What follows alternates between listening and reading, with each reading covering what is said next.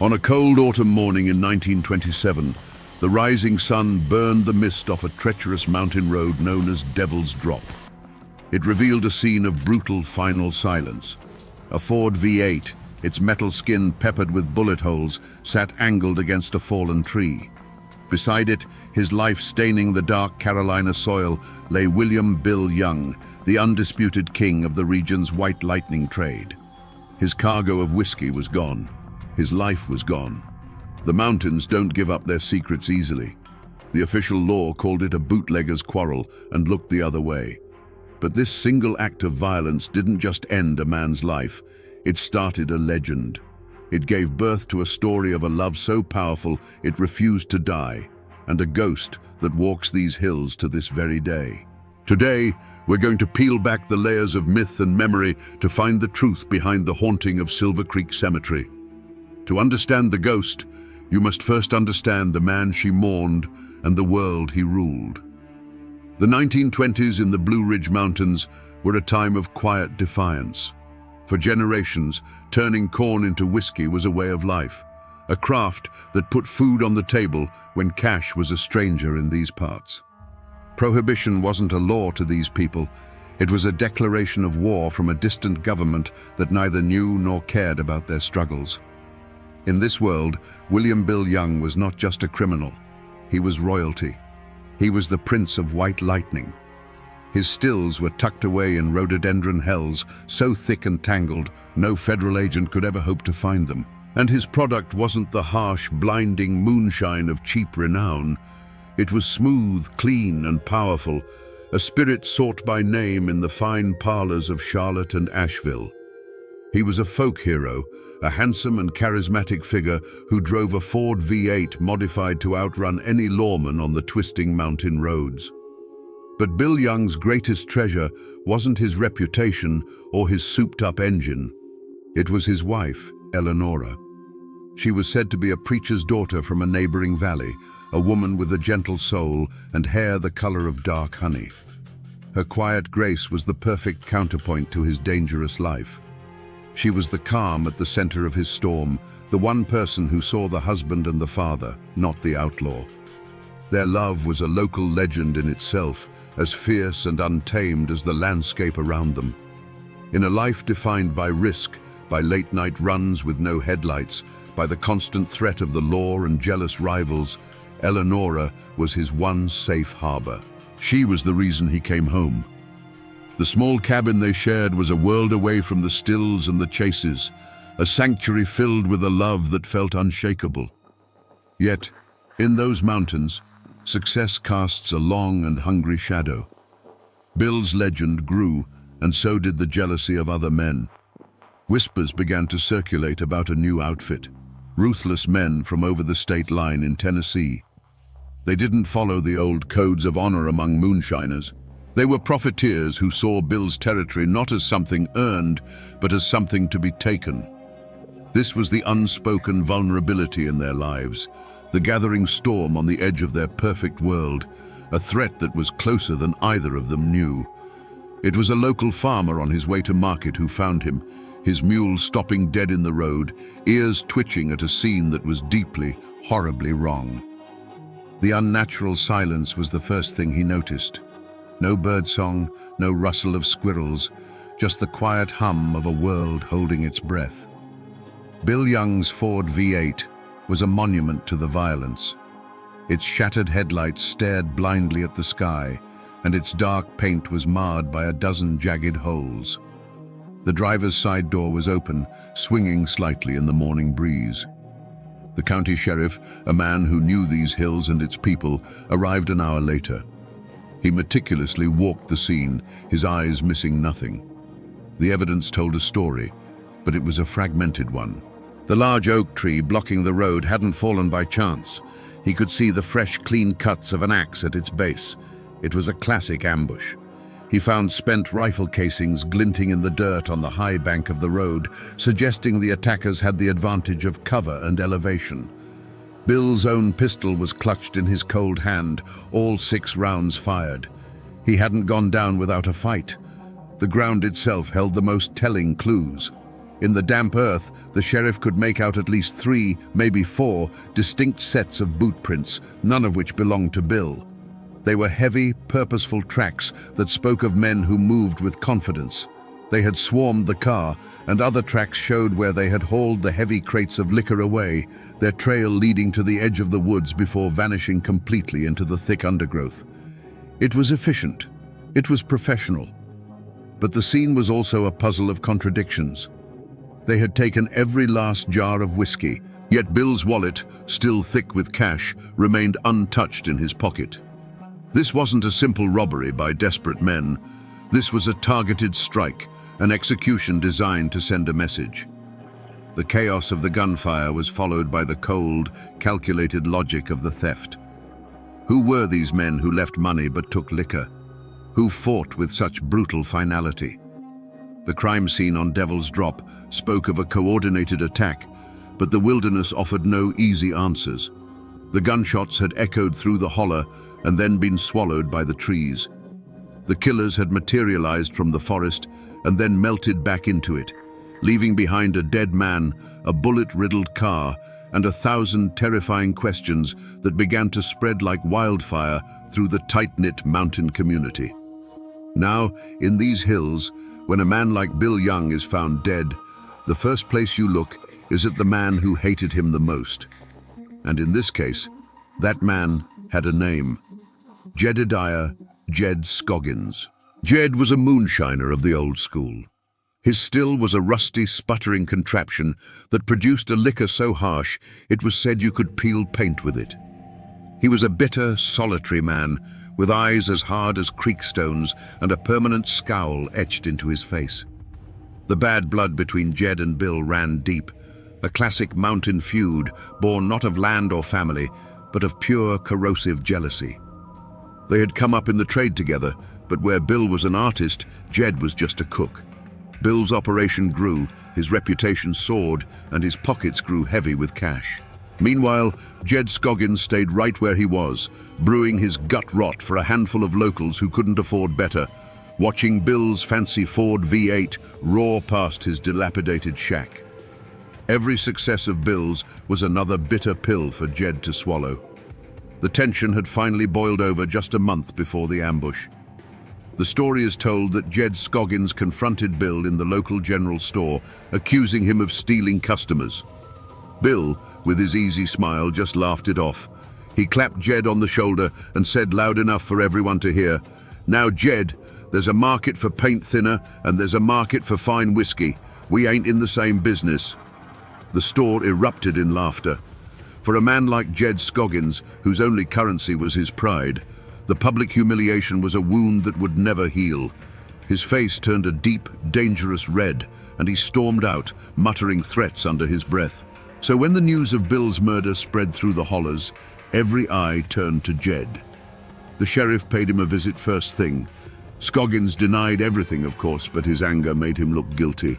Whispers solidified into what seemed like fact. A trapper claimed he'd seen Jed's beat-up truck parked in a thicket a mile from Devil's Drop the night of the killing. Others swore they'd heard him at the store just last week, telling anyone who'd listen that Bill Young's pride is gonna get him killed. For the community, and for the lawmen looking for a quick and easy answer, Jed Scoggins was the perfect suspect. He had the motive, the means, and a heart full of poison. But a bitter old man like Jed Scoggins was a known danger, a rattlesnake that warns you before it strikes. The truly terrifying poison is the kind you welcome into your own home. As the initial shock wore off, a second, more chilling suspicion began to take root, turning from the obvious enemy to the trusted friend. Caleb Vance. Caleb was Bill Young's right-hand man, his shadow. He was a younger cousin who Bill had taken under his wing years ago, teaching him every secret of the trade. Caleb knew the location of the stills, he knew the delivery schedules, and he knew the hidden compartments in the Ford V8. He was the one man on earth Bill trusted with his business, his life, and the safety of his wife, Eleonora. He was treated like a brother. No one suspected him, not at first. But loyalty, when starved of recognition, can curdle into ambition. Caleb was the one doing the back-breaking work in the humid hollows, while Bill was the one collecting the profits and the praise. He saw the life Bill had built, the respect, the fear he commanded, the money, and began to see it not as something to admire, but as something he deserved. More than that, people began to recall the way Caleb looked at Eleonora when Bill wasn't around. It wasn't the gaze of a protective cousin. It was the quiet, hungry stare of a man coveting something he could never have. With this new suspicion in mind, people's memories began to shift. His grief at the funeral, which had seemed so profound, now looked theatrical and hollow. He had been the one to help Bill load the car that fateful night, and folks remembered him arguing with Bill a week earlier, insisting that the old road was getting too much attention from the law and that the route through Devil's Drop was safer. Was it a helpful suggestion, or was he leading the lamb to the slaughter? The community was now faced with a far more terrifying possibility than a simple feud. Was Bill Young's death the result of a snake he had nurtured at his own hearth? But there was a third shadow lurking at the edges of this tragedy, a threat far bigger and more impersonal than a bitter old man or a jealous cousin. The world of bootlegging was changing. Big city money and organized crime were beginning to see the potential in the mountains, not as a place of tradition, but as an untapped resource. A different breed of predator was slipping through the gaps in the hills, men who didn't live by any mountain code. They were known only as the Tennessee outfit. They weren't moonshiners, they were businessmen, and their business was violence and consolidation. Their goal was simple: to control the entire flow of illegal whiskey from the mountains to the cities, cutting out the independent operators who had worked these stills for generations. In this new, brutal landscape, Bill Young wasn't just a competitor. He was an empire of one, an obstacle that had to be removed. Their motive was the coldest and cleanest of all: pure profit. They coveted Bill's pristine product, his well-established routes, and his list of wealthy clients. Taking him out wasn't an act of passion, it was a corporate takeover executed with rifles instead of contracts. They didn't want to just beat him, they wanted to absorb his entire operation, from the hidden stills to the last drop of whiskey. For weeks leading up to the murder, their presence had been felt like a change in the weather. Strangers had been seen in town, men in city hats with hard, watchful eyes, asking quiet questions about Bill Young's schedule. Cars with Tennessee plates were spotted on lonely back roads where they had no business being. The story circulated that one of these men had approached Bill with an offer: work for them or get out of the way. Bill, proud and fiercely independent, would have laughed in his face. It was a laugh that signed his own death warrant. This third possibility was, in many ways, the most frightening. Jed Scoggins and Caleb Vance were known devils. The Tennessee outfit was a faceless, nameless force, a killing machine that operated on the cold arithmetic of profit and loss. The sheriff, a man who trusted his gut, put all his energy into the clearest path. All signs pointed to the bitter, jealous heart of Jedediah Scoggins. A posse was formed, a dozen grim-faced men with shotguns and a cold sense of mountain justice in their eyes. For 3 days, they combed the unforgiving slopes of Scoggins's territory, fueled by the trapper's claim of seeing Jed's truck near the ambush site. They navigated briar-choked ravines and followed cold tracks through mist-filled hollows, certain that every step brought them closer to their man. They finally cornered him at his ramshackle cabin, expecting a desperate shootout. But what they found was anticlimax and confusion. Jed Scoggins wasn't armed and ready for a fight. He was laid up in a filthy cot, his leg crudely splintered and swollen to twice its normal size. He spat tobacco juice onto the floor and cursed them for fools. His alibi was ironclad and delivered by the one man in the county whose word was beyond question: the old doctor. The doctor confirmed he'd been at Jed's cabin the entire night of the murder, setting a nasty break after a tree-felling accident. Jed Scoggins, for all his venom, hadn't been anywhere near Devil's Drop. The most promising lead had evaporated into thin air. The sheriff then turned his attention to Caleb Vance. He questioned Bill's cousin for hours, but it was like trying to hold on to water. Caleb's story was seamless, his grief a perfect shield against any probing question. He expressed shock and sorrow that anyone could suspect him. Without a single piece of hard evidence, the whispers against him remained just that, powerless whispers. And as for the Tennessee outfit, they were smoke. The sheriff sent inquiries across the state line, but the men in city hats were ghosts. They had no names, no faces anyone could clearly recall, and had vanished as quickly as they had appeared. The investigation had hit a wall. Every trail had grown cold, every promising clue turned to dust in the sheriff's hands. The initial roar for justice in the community faded to a nervous, fearful murmur. The killer, it seemed, had gotten away clean. And if a man as powerful as Bill Young could be struck down so easily, then nobody was safe. In the days that followed the failed investigation, a new kind of quiet fell over the mountains. It wasn't the peaceful quiet of an autumn evening. It was a cold, heavy silence, the kind that suffocates truth. The initial outrage over Bill's murder had curdled into something else. Doors that were once open were now bolted. Eyes that once met yours in greeting now slid away, finding a sudden interest in the dirt on the road. A curtain of unspoken agreement had been drawn across the community. This wasn't the silence of ignorance, it was the silence of fear. Raw, palpable fear. The logic was simple and brutal.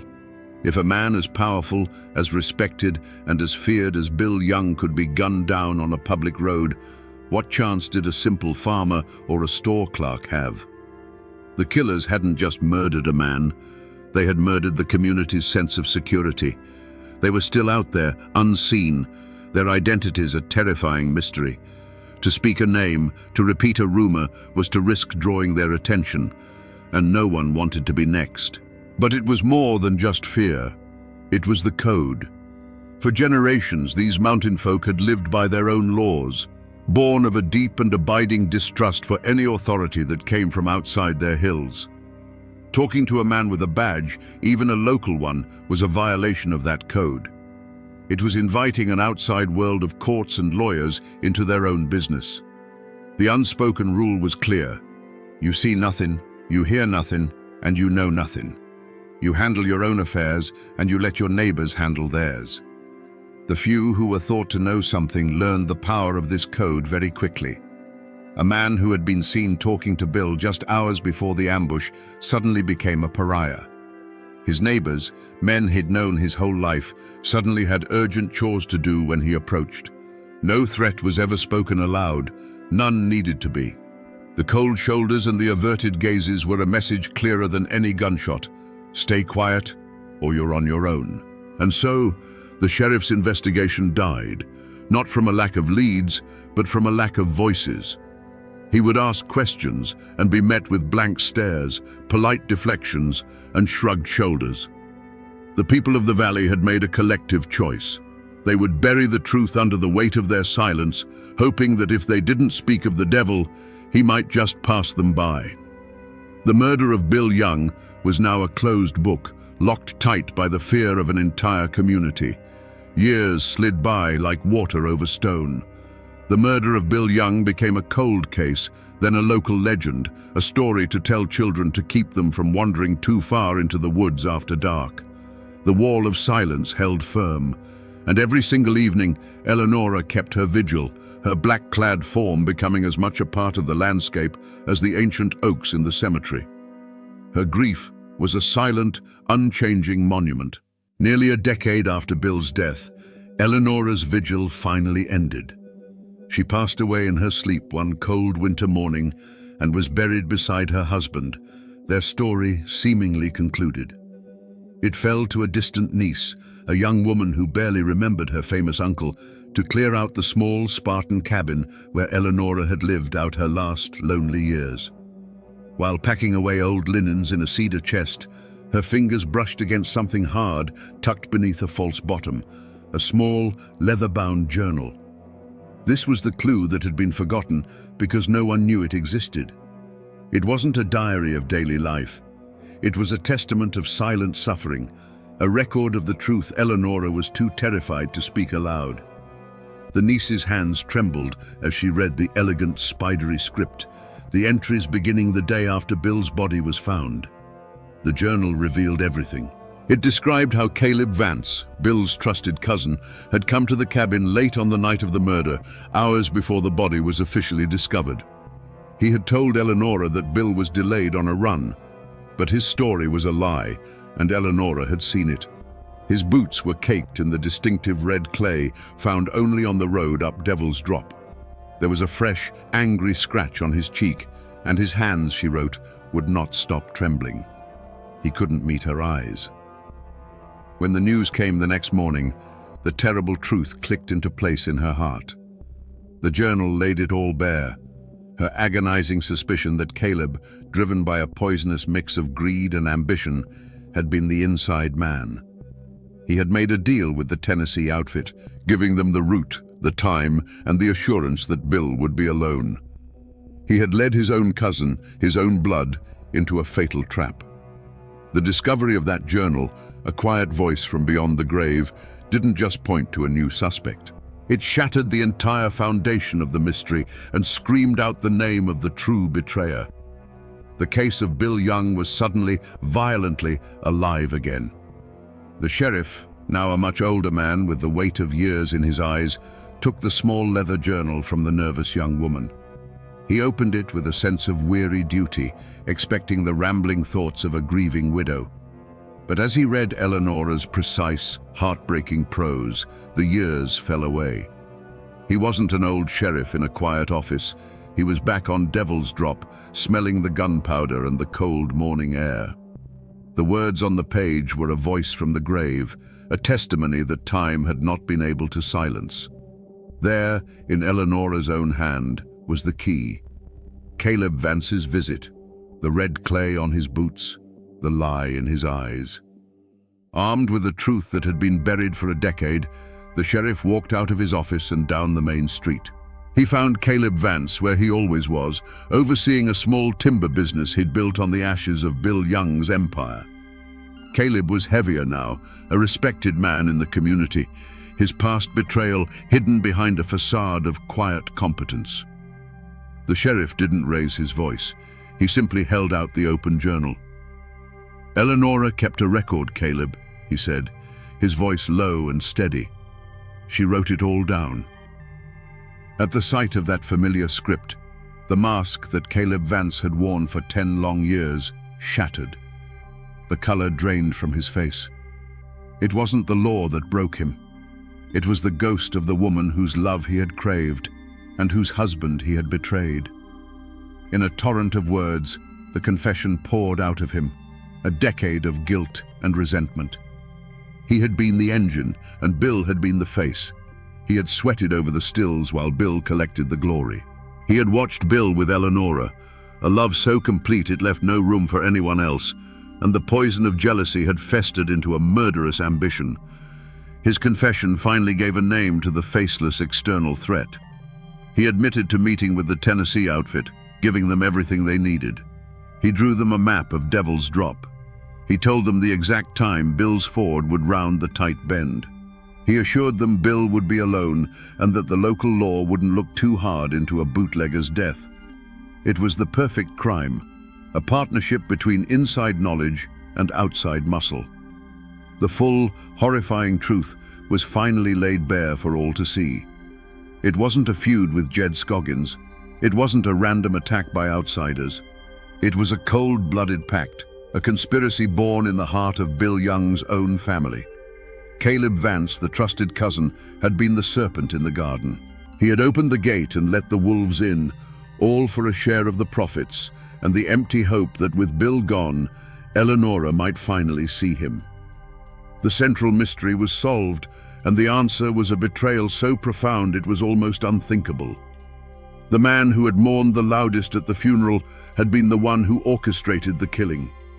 Now, with Caleb's confession echoing across a decade of silence, we can finally see the events of that night as they truly happened. We can go back to Devil's Drop and bear witness to the full, heartbreaking story. On that moonless autumn night, The engine of the Ford V8 was a low, confident rumble, the only sound in the sleeping hollow.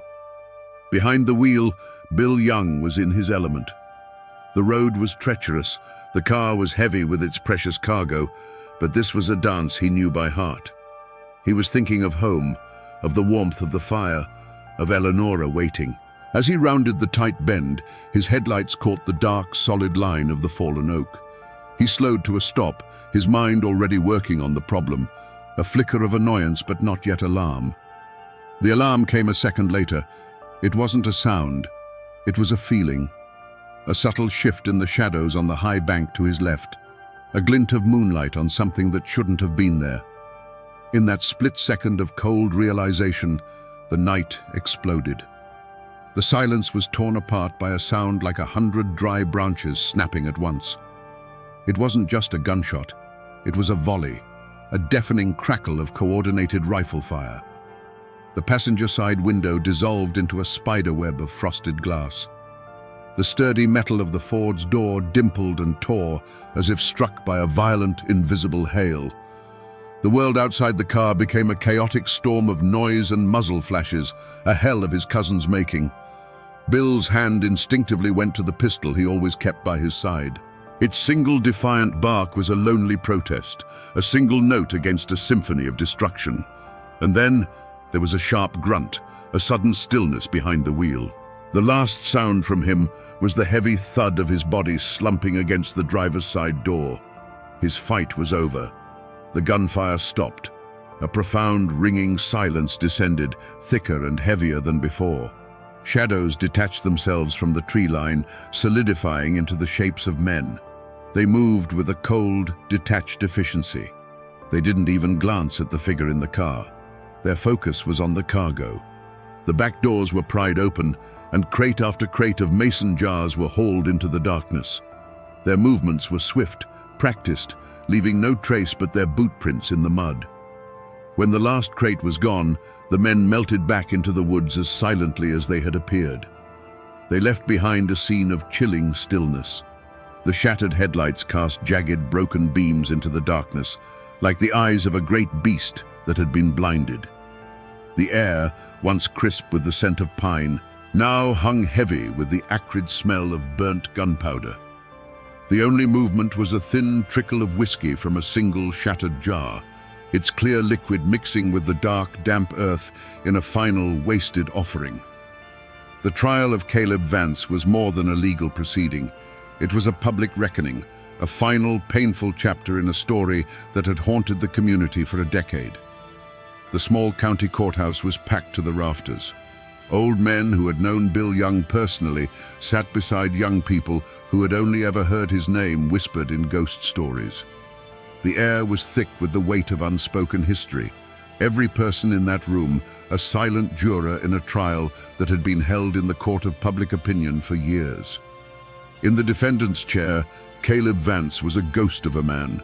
The facade he had maintained for 10 years had crumbled, leaving behind a hollow shell. He wasn't defiant. He didn't rage or deny. He simply sat there, his eyes fixed on the worn floorboards, as if he could see the faces of Bill and Eleonora in the grain of the wood.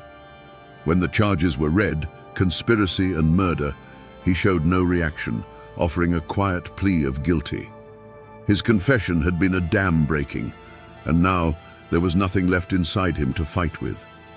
The prosecutor, armed with Eleonora's journal, painted a devastating picture of betrayal. He read passages aloud, and the sound of the dead woman's words, filled with sorrow and suspicion, silenced the entire courtroom. He presented Caleb as a modern-day Cain, a man who had sold his own kin into a bloody ambush for a handful of silver and a sliver of power. The evidence was overwhelming, the confession absolute. The prosecution demanded the harshest penalty the law would allow. But this was Appalachia, and justice here has always been a complicated, tangled thing. Caleb's lawyer didn't argue his client's innocence. Instead, he argued his weakness. He portrayed Caleb not as the architect of the crime, but as a foolish, resentful young man who was manipulated and threatened by the faceless, ruthless Tennessee outfit. He argued that Caleb never fired a shot, that his guilt was in his silence and his cowardice, not in a direct act of murder. He was a pawn, the lawyer claimed, who had been sacrificed by the true kings of the bloody game. The verdict, when it came, felt both inevitable and unsatisfying. The jury found Caleb Vance guilty, but not of first-degree murder. They convicted him on charges of conspiracy and accessory to the crime. The judge sentenced him to 20 years in the state penitentiary. He was led from the courtroom in chains, his head still bowed, a man condemned to live with his ghosts in a cell of his own making. The community was torn. For some, it wasn't enough. 20 years felt like a pittance for the life of a man like Bill Young and the decade of sorrow that followed. But for others, there was a quiet, reluctant sense of pity. They saw Caleb not as a monster, but as another victim of the violent world they all inhabited. Justice, it seemed, had been served, but it brought no peace. The trial was over, but the arguments over its verdict would echo through those hills for another generation, a final, ambiguous chord in the tragic ballad of Bill Young. Caleb Vance's 20-year sentence was, in the end, a life sentence. He walked into the state penitentiary, and the mountains never saw him again. He was a quiet, broken prisoner, haunted not by the guards or the high stone walls, but by the ghosts he had carried with him from Devil's Drop. He died of pneumonia 12 years into his sentence, a man who had traded a kingdom of his own making for a 6-by-9-foot cell. His betrayal had gained him nothing but a lonely death, far from the hills that he had stained with his cousin's blood. For Jedediah Scoggins, the verdict was a hollow victory. The law had cleared his name, but the whispers of the community were a judgment from which there was no appeal. He would forever be the man who was accused of killing Bill Young. The suspicion clung to him like a shroud, deepening the bitter lines around his mouth. He retreated further into his solitude, his only companions the bubbling of his still and the corrosive memory of being judged for a crime he didn't commit. He lived out his days as an outcast, a testament to how an accusation, even when proven false, can leave a wound that never truly heals. And what of the Tennessee outfit, the faceless men who pulled the triggers? The law never touched them. But the mountains have a long memory and their own way of settling scores.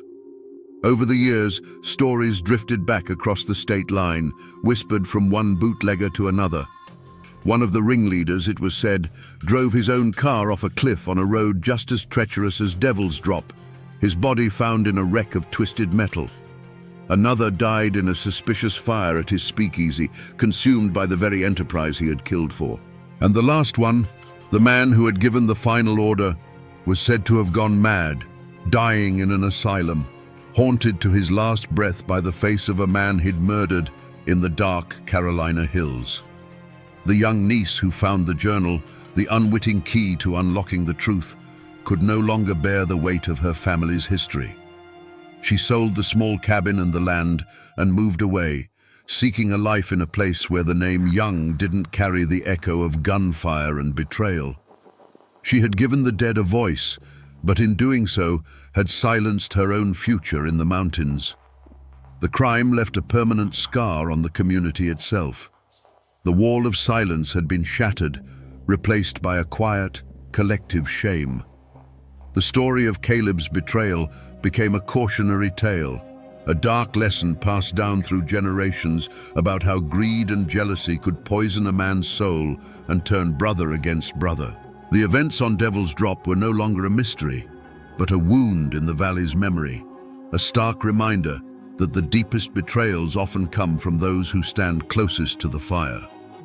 If you travel those winding Carolina roads today, you can still find the echoes of this story etched into the landscape and the memory of its people. The world has changed. The era of Prohibition is a dusty chapter in a history book, and the dirt track of Devil's Drop is now a paved county road. But the curves are just as sharp, the drop is just as steep, and the locals will tell you that on a moonless night, you drive it with your heart in your throat. The true heart of the legend, however, rests on a quiet hill overlooking the valley. Silver Creek Cemetery is still there, a peaceful, somber place. And in a quiet corner, you will find two simple, weathered granite stones standing side by side for nearly a century. William Young and Eleanora Young. Their names are faded, softened by years of wind and rain, but they remain. Sometimes, even today, you might find a single wild rhododendron blossom left on Bill's grave, a quiet offering from someone who knows the story and respects the vigil. But the facts of the case, the trial, the betrayal, the confession, have all faded into the background. What has survived, what has grown stronger with each passing year, is the ghost story. The memory of Bill and Eleanora is kept alive not in court records, but in the legend of the woman in black. To this day, people claim to see her. Teenagers on a dare will come home pale and shaken, swearing they saw a dark figure standing over the Youngs' graves, a figure that vanished when a flashlight beam touched it. Travelers on the road below still report hearing the faint sound of weeping carried on the wind when there is no wind to carry it. The story has become a part of the local folklore, as real as the mountains themselves. It's whispered around campfires, a ballad of love and loss that has transcended its violent origins. Old-timers say the mountains themselves hold the memory. The whisper of the wind through the pines is Eleanora's sigh. The sudden chill you feel near the cemetery is her sorrow. The world might forget the names and the dates, but the land does not. The story of the moonshiner and his eternally faithful wife is no longer just history. It is a permanent feature of this place, a ghost that walks these hills forever. We began this journey on a cold stretch of road with a bullet-riddled car and a question: what really happened on Devil's Drop? We found the answer, not in a heroic shootout, but in a sordid, quiet act of betrayal. A story of greed and jealousy, as old as the hills themselves. The law eventually found its man, and a measure of justice was served in a dusty courtroom. But that ugly human truth is not the story that has survived. This is the ultimate lesson of the woman in black. It is a story not about the brutal end of a man's life, but about the unending love of his wife. The community, bound by fear and a code of silence, allowed the facts of a murder to be buried. But through their whispers, their awe, and their respect for Eleanora's vigil, they resurrected a different kind of truth. They chose to remember the loyalty, not the betrayal. They chose to honor the love, not the violence. In the end, this is a ghost story that teaches us that some bonds are too strong to be broken by gunfire or the grave.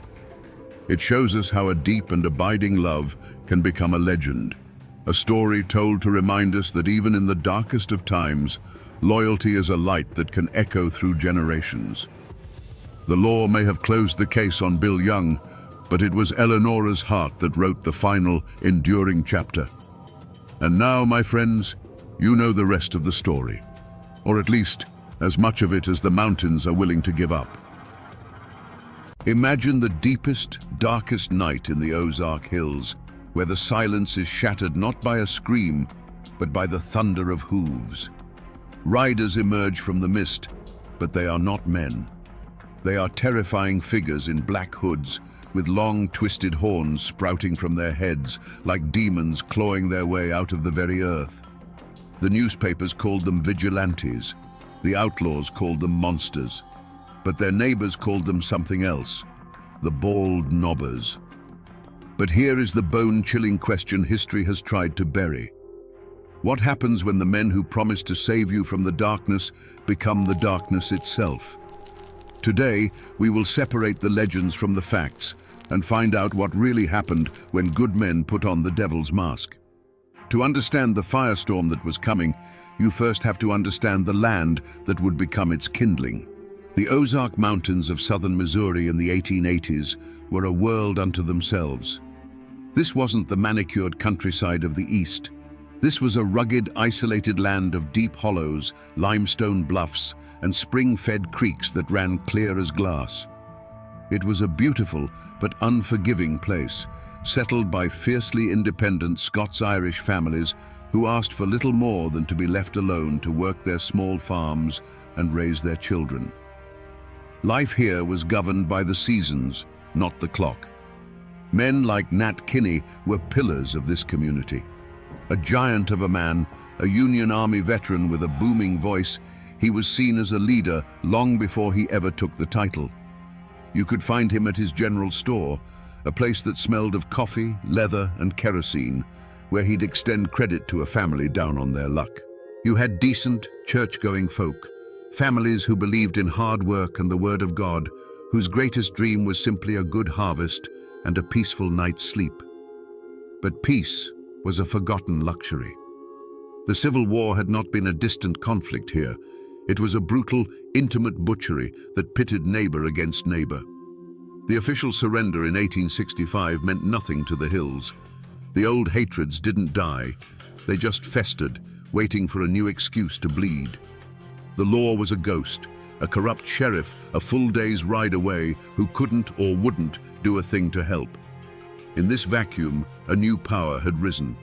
A loose confederation of outlaws, horse thieves, and murderers, led by the notorious Taylor and Matthews clans, ran Taney County as their personal kingdom.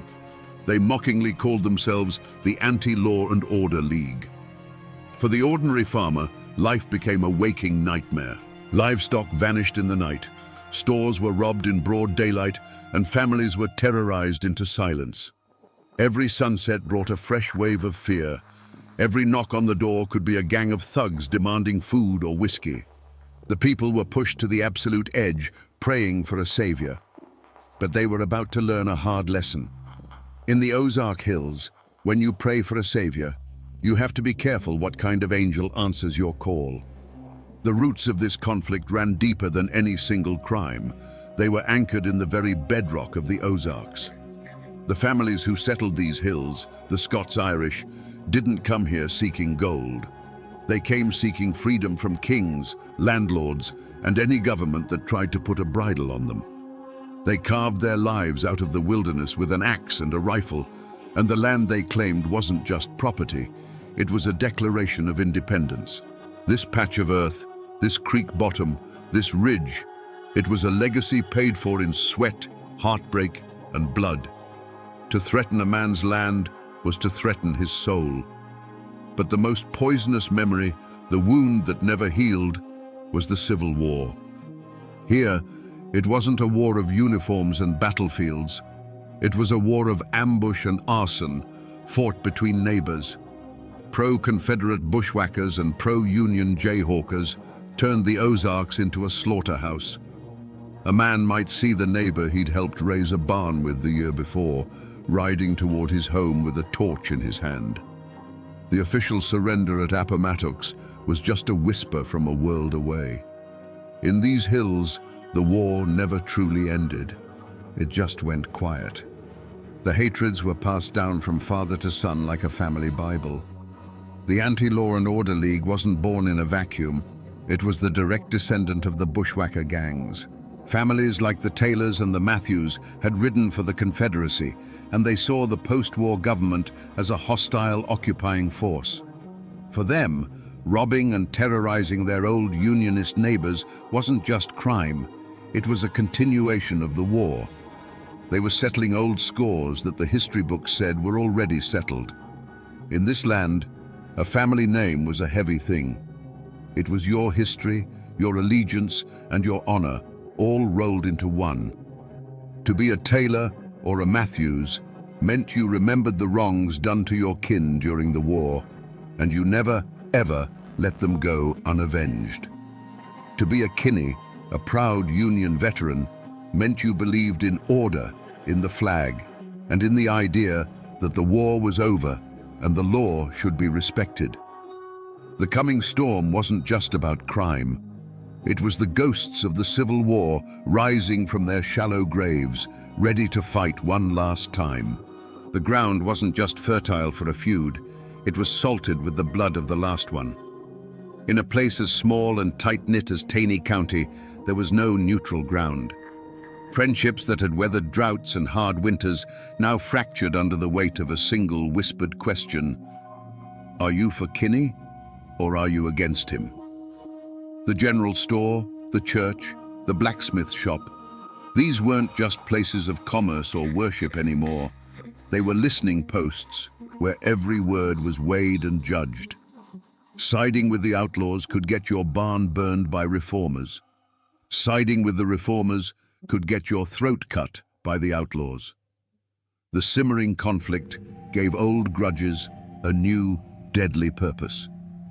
A fistfight over a stray hog 10 years prior was suddenly remembered.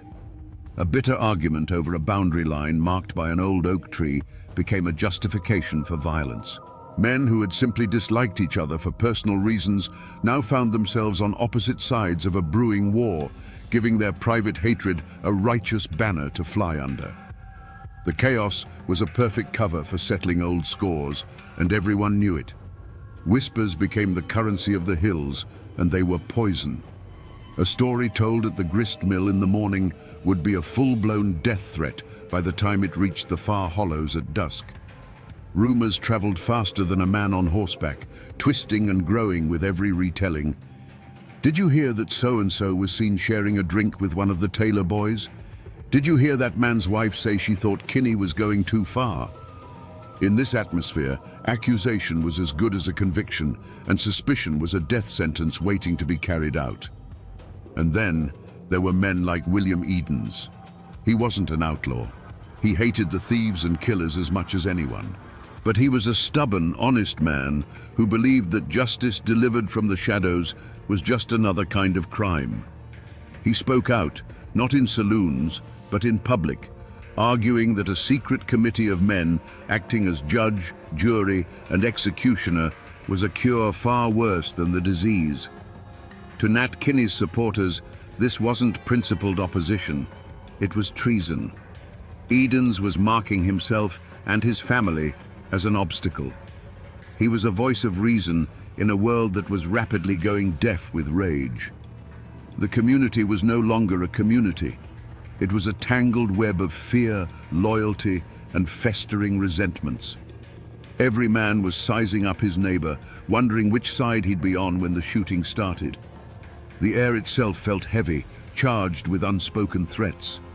It was a place holding its breath, waiting for the first man to reach for his gun. In the hollows, where old beliefs clung like moss to the north side of an oak, people felt the change in the air. The old folks would tell you the land itself was sick. They said the panthers cried with a human voice at night, a sound that meant blood was about to be spilled. A strange, unseasonable fog would roll in before dusk and refuse to burn off by morning, shrouding the hills in a ghostly silence.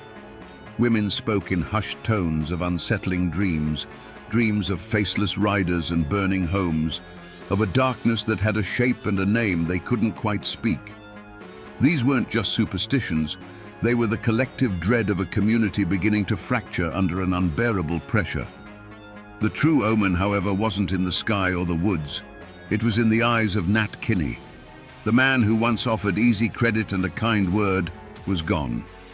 In his place was a figure of pure, righteous fury. His voice, once used for friendly greetings, now boomed with the fire of an Old Testament prophet calling down damnation. He was the human catalyst, the gathering storm cloud. When he sent word, man by man, for a secret meeting at the schoolhouse on that treeless hill, that bald knob, it wasn't an invitation. It was a summons. It was the moment the vague, simmering anger of the people began to sharpen into a weapon. On that cold night in 1885, as a dozen men slipped away from their cabins, their wives felt a knot of dread tighten in their stomachs. They saw their husbands clean their rifles, not with the calm focus of a man going hunting, but with the grim determination of a man going to war. They didn't know the specifics of the meeting, but they understood its nature. This wasn't about building a new fence or organizing a church social. This was about blood. They were trying to cast out the devil, but they couldn't shake the terrible feeling that to do so, their husbands were about to invite a whole new kind of demon into their homes. The shadow of what was to come was already falling across their doorsteps. Inside that cold schoolhouse, by the flickering light of a single lantern, Nat Kinney's voice was a clap of thunder. He laid out the nightmare they were all living, the stolen livestock, the terrorized families, the mockery of the law. He told them that if the government had forsaken them, then they would have to become their own government. If the law wouldn't protect them, they would become the law. That night, they swore a blood oath of secrecy and allegiance. They were no longer just a dozen angry farmers. They were an army. They were the bald nobbers. And an army needs an enemy to fight. They didn't start with the hardened outlaws. Their first target was chosen carefully, a notorious wife-beater, a man despised by the community but untouchable by the law. One moonless night, the silence of a lonely hollow was shattered by galloping hooves. The man was dragged from his bed, not by his neighbors, but by a circle of horned, silent demons. They tied him to a tree and whipped him raw with a hickory switch. They didn't speak a single word. When they were done, they melted back into the darkness, leaving him bleeding and terrified. It was a message, brutal and clear. There was a new power in the hills, a power that saw everything. The reaction was immediate. Decent folk, who had lived in fear for so long, breathed a collective sigh of relief. The whispers were no longer of fear, but of gratitude. Justice had been done. This success was like a drug to the bald nobbers. It emboldened them, swelling their ranks and hardening their resolve. They moved from punishing social outcasts to targeting the outlaws themselves. They burned down the corrupt saloons and gambling dens that served as the gang's headquarters, a direct assault on their power. The true point of no return came a few weeks later. A crude notice was nailed to the door of a known horse thief's cabin. It didn't have a signature, only a crude drawing of a horned mask. It gave the man and his associates 24 hours to leave Taney County. There was no negotiation, no trial. It was an ultimatum: leave or be found hanging from an oak tree. This was no longer about punishing a single sin. This was a declaration of war. The bald nobbers had taken it upon themselves to cleanse the entire county by force. The first drops of blood, drawn by a hickory switch, had been a test. Now, having found their power, they were promising a flood. The outlaws, for the first time, were scared. And a scared man with a gun is the most dangerous thing in the Ozark Hills. The war had begun. Power born from rage is a fire that eventually consumes the hand that wields it. The bald nobbers, once hailed as saviors, had begun to believe their own legend. Their enemy was no longer just the outlaw, it was anyone who questioned their methods. William Edens, the outspoken farmer who dared to call their shadow justice a crime, became the focus of their festering anger. On a cold night in 1887, they decided his voice would be silenced forever. This time, there were no ghostly horns, no pretense of demonic judgment. A large group of men, their faces bare in the moonlight, surrounded the small, isolated cabin. The pretense was over. This wasn't a warning, it was an execution. Inside, the Edens family and their house guest, Charlie Green, were asleep, unaware that their world was about to end. The first sound was not a knock, but a chorus of angry shouts from all sides, a predator's cry that left no room for escape. Then, the night exploded. It wasn't a single shot, but a deafening, continuous roar as dozens of rifles opened fire at once. The thin wooden walls of the cabin offered no protection. They might as well have been made of paper. The air filled with the shriek of splintering wood and the high-pitched shattering of the window panes. Inside, it was a hurricane of lead and splinters. The lantern on the table danced crazily from the impacts before its glass chimney burst, plunging the room into a terrifying darkness pierced only by the muzzle flashes from the tree line. Through the eyes of Edens' wife, it was a nightmare of incomprehensible chaos. She felt a searing pain in her own body as she fell. She heard a sharp final gasp from her husband, followed by the heavy, dull thud of his body collapsing onto the floorboards he had laid with his own hands. From the corner where their guest, Charlie Green, had been sleeping, there was a second thud, and then a profound silence. The attackers kept firing long after any movement inside had ceased, their fury needing to exhaust itself into the unresisting wood. And then, just as suddenly as it began, the shooting stopped.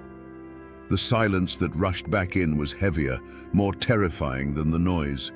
The only sound was the wind whistling through the new, ragged holes in the walls. The sharp, acrid smell of gunpowder hung in the air, thick enough to taste. It was the smell of murder. When the first rays of dawn finally crept into the shattered cabin, they illuminated a scene of utter devastation. The moonlight streamed through dozens of fresh holes in the walls, creating a horrifying constellation of death.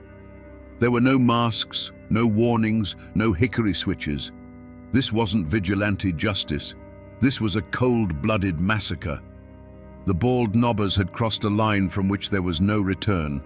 The heroes of the Ozarks were now just murderers.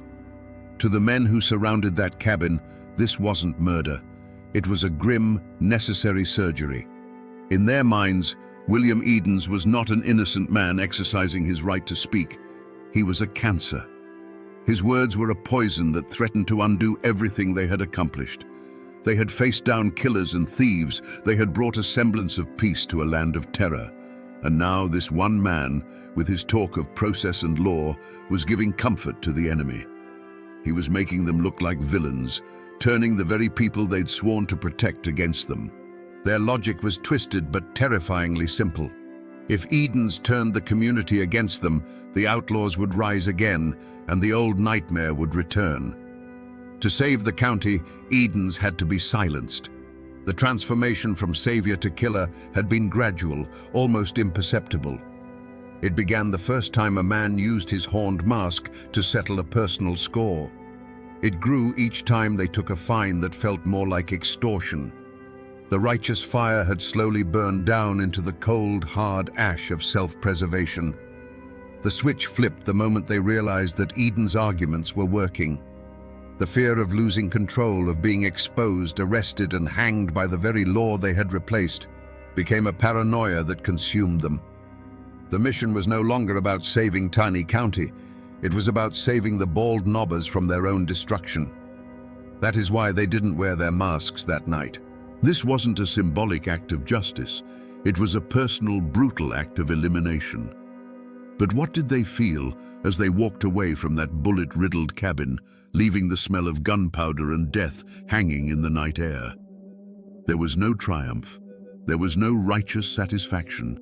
There was only a cold, hollow pit in their stomachs. The adrenaline of the firefight faded, replaced by the deafening silence of what they had done. They had just slaughtered a man in his bed, in front of his wife. They had become the very monsters they once hunted, night-riding killers who brought terror to the innocent. On the dark ride home, a few might have tried to justify it with hollow bravado, muttering it had to be done.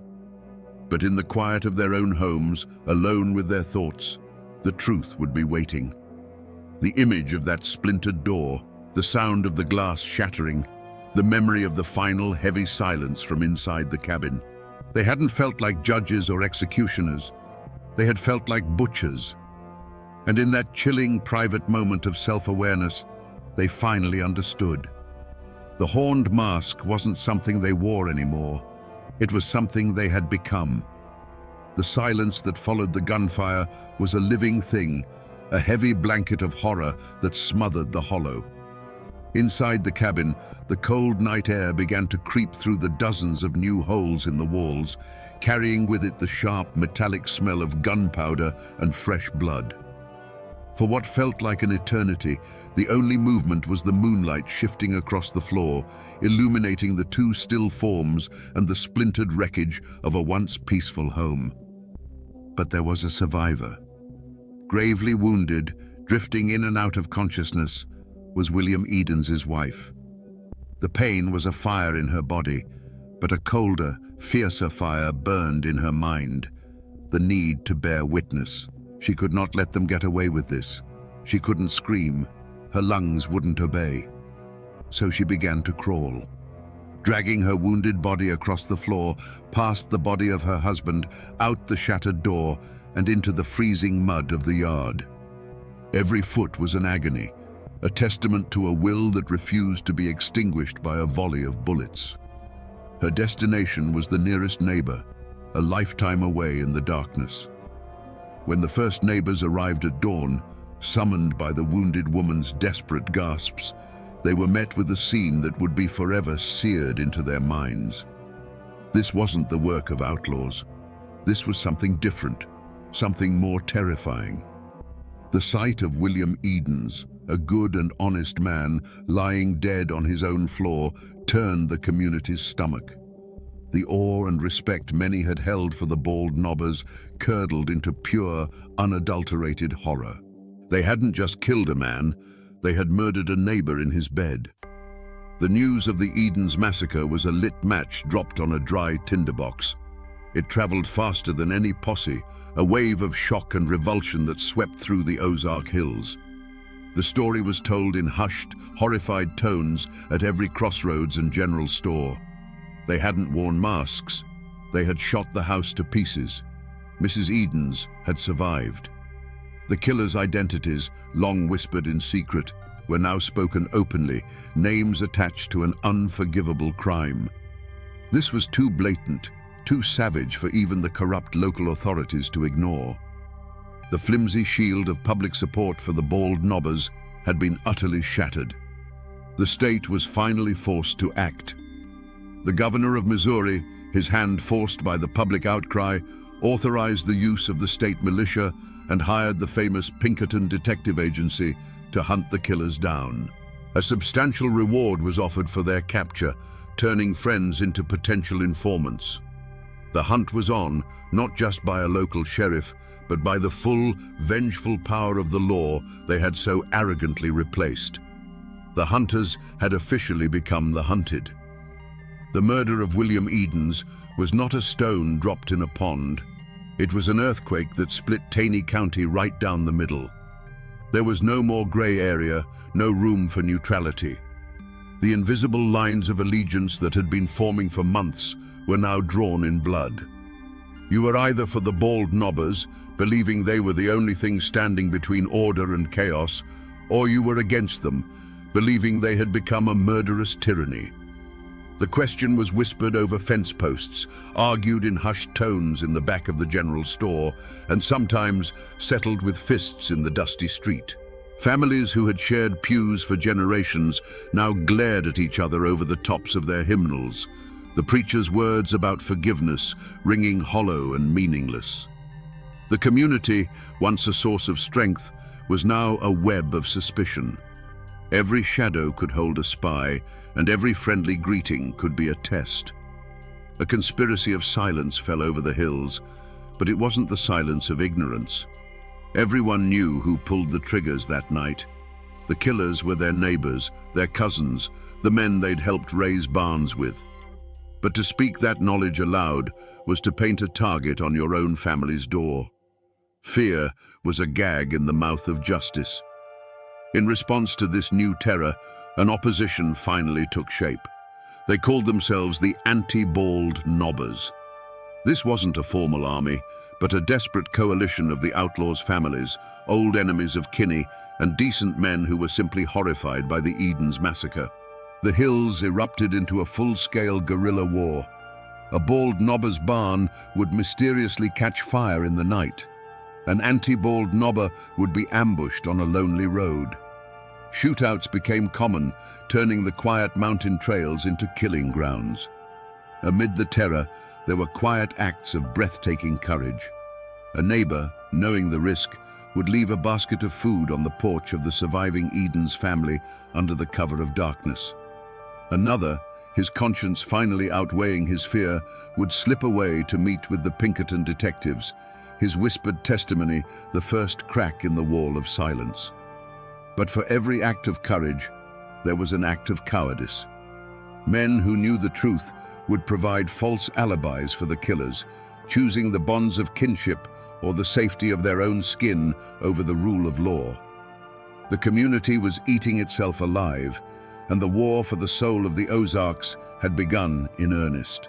The law that had been a ghost in Taney County for a generation finally arrived, and it arrived as an army.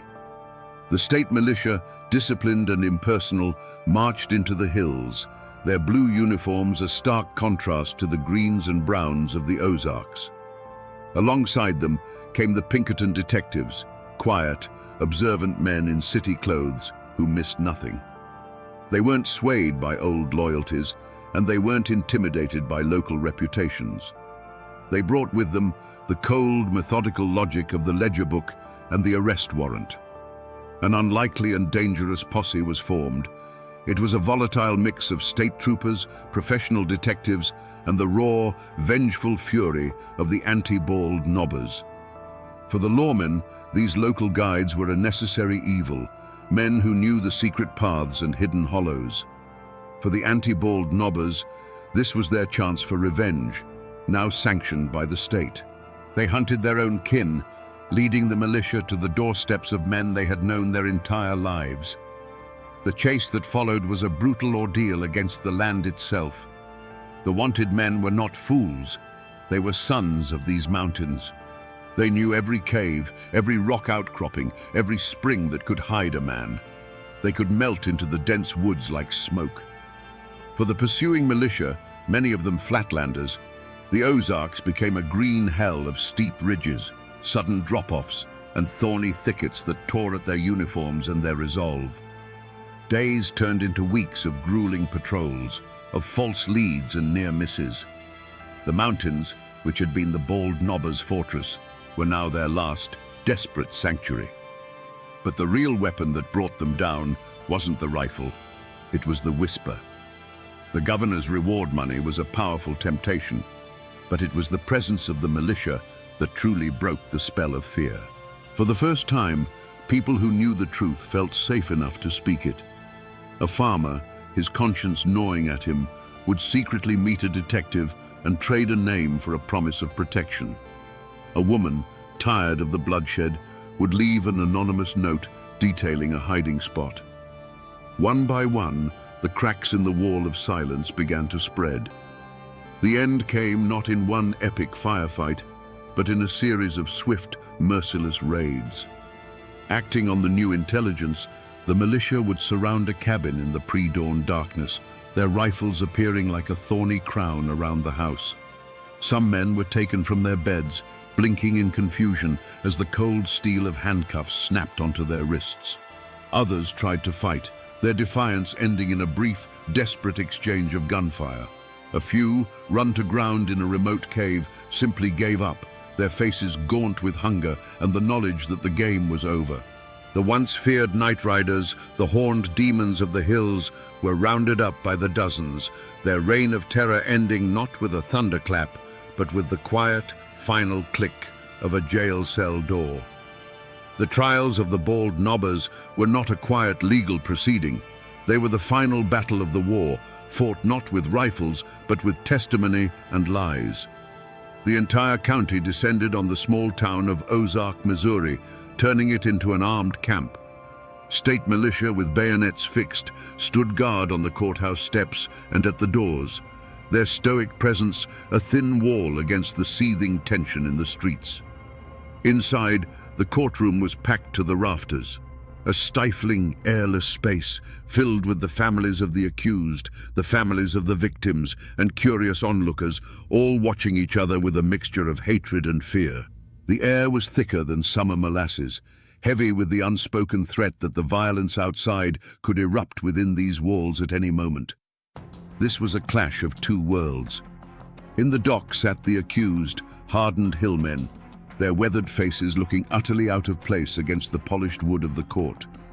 Facing them was the machinery of the state, slick, confident lawyers from the city whose legal arguments felt like a foreign language in a place where disputes were settled with a handshake or a shotgun. Witnesses were called to the stand, their hands trembling as they swore on the Bible. You could see the terror in their eyes.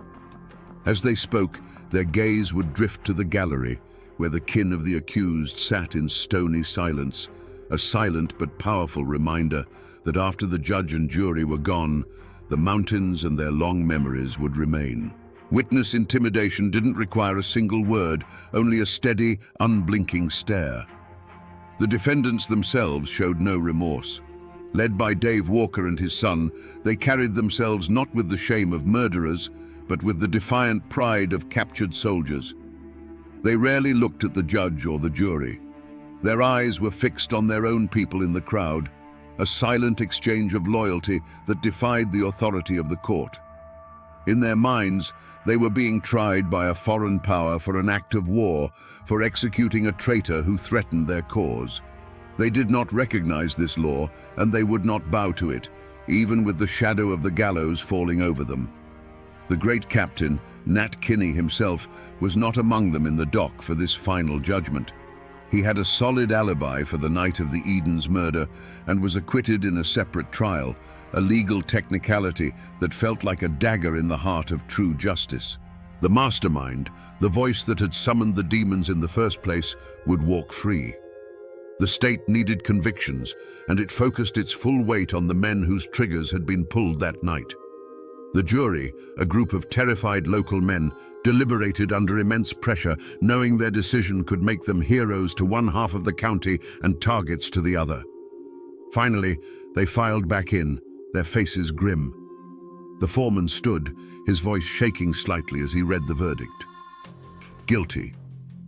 4 men, Dave Walker, his son Bill, John Matthews, and Tubal Matthews, were sentenced to be hanged by the neck until dead. A collective gasp sucked the air from the room, followed by a single piercing sob from the Walker family pew. The condemned men did not flinch. They simply stood, their faces like granite, and were led away. The law of men had spoken. The gallows would have its due. But as the crowd shuffled out into the tense evening air, the question hung unspoken between them. With dozens of others who fired into that cabin walking free, with the leader of the whole movement absolved, was this justice? Or was it just a sacrifice, a few lives taken by the state to pretend that the war was finally over? On a bright spring day in May of 1889, a gallows was built in the town of Ozark. A crowd gathered, not to cheer, but to watch in grim silence as Dave Walker, his son Bill, John Matthews, and Tubal Matthews were led to the platform. The trapdoors fell, the ropes snapped taut, and the law of men had its final, brutal word. But for the Ozark Hills, this was not an ending. It was simply the beginning of a long and bitter reckoning. The great captain, Nat Kinney, had walked out of the courtroom a free man, but the Ozark Code of Justice he had unleashed had a long memory. In August of 1888, months before the hangings, he was standing in his own general store.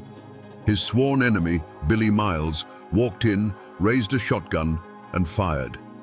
There was no fiery speech, no final plea, just the deafening roar of a shotgun and the thud of the giant falling behind his own counter.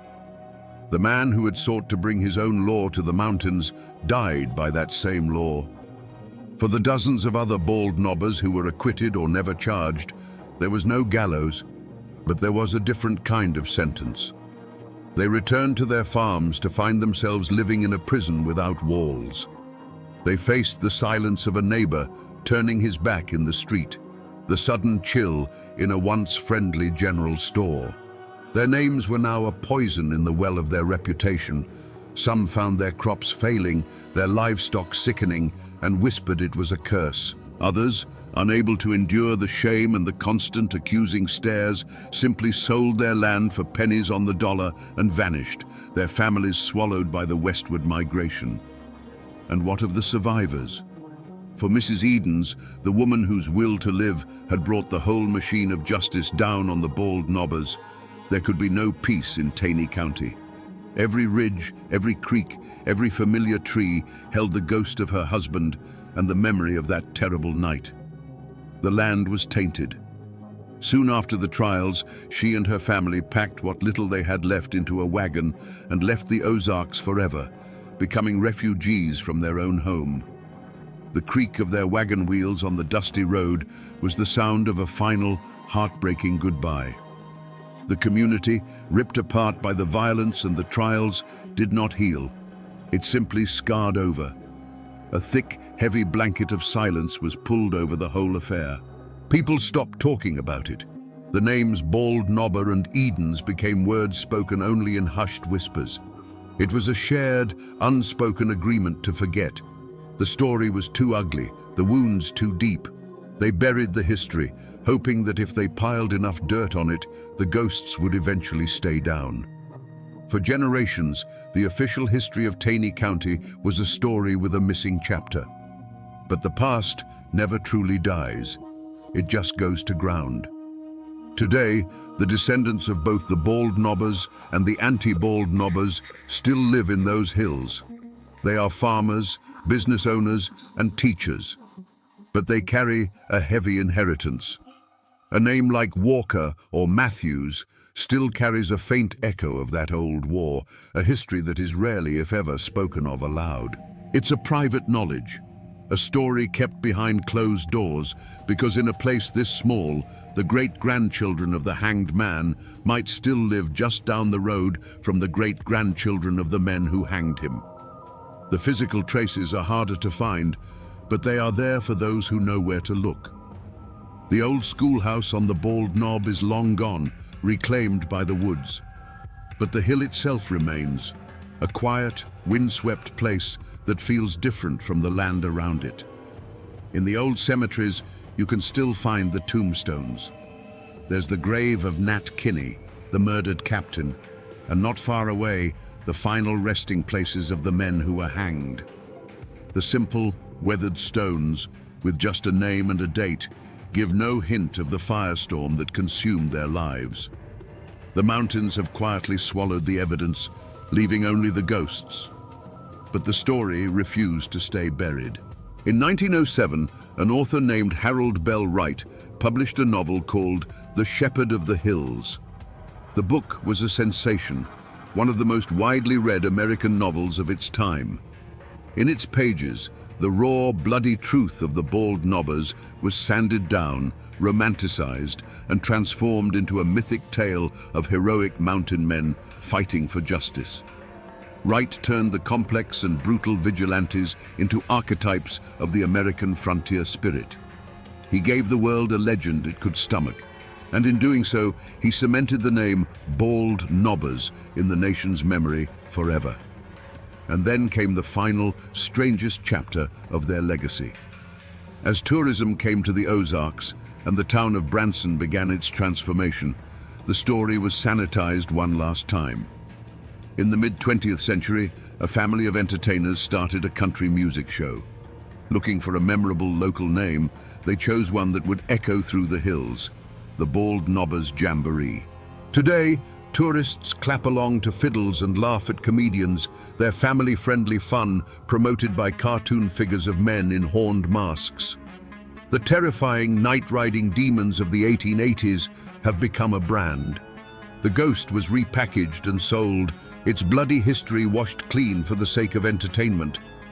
But if you drive away from the bright lights of the Branson Strip, back into the deep, dark hollows on a moonless night, and turn off your engine, you can still feel it. A silence so deep it feels ancient.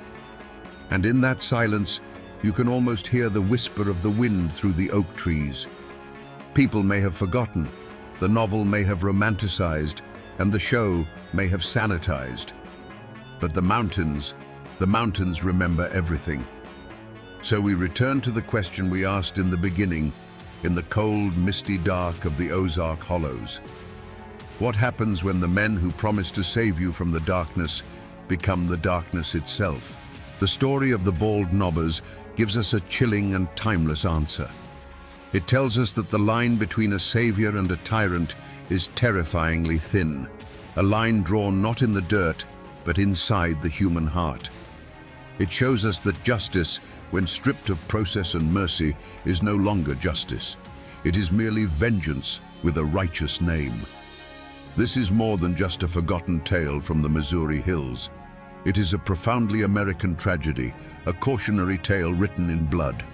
It is a story about the indomitable frontier spirit, that fierce, independent streak that demands order in a chaotic world.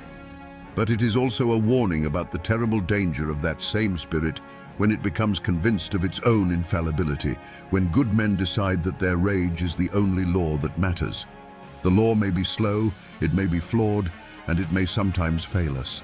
But the bald knobbers stand as a grim, horned monument to the fact that the alternative is a far more terrifying monster. Their story is a lesson that was paid for with lives, with a community torn apart, and with ghosts that still linger in the deep woods. A lesson that the masks we wear to fight monsters have a way of sticking to our skin, and that the abyss, when stared into for too long, always stares back. And now, my friends, you know the rest of the story.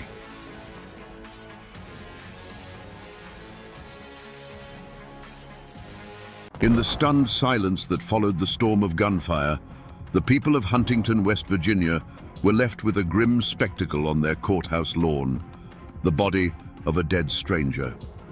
He was a man who didn't belong, a ghost from the bloody plains of Missouri, laid low in the heart of Appalachia. His death wasn't an answer.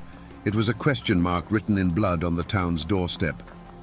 How did the most infamous outlaws in American history, the James Younger gang, end up so far from home, leaving one of their own dead in a desperate, bullet-riddled retreat?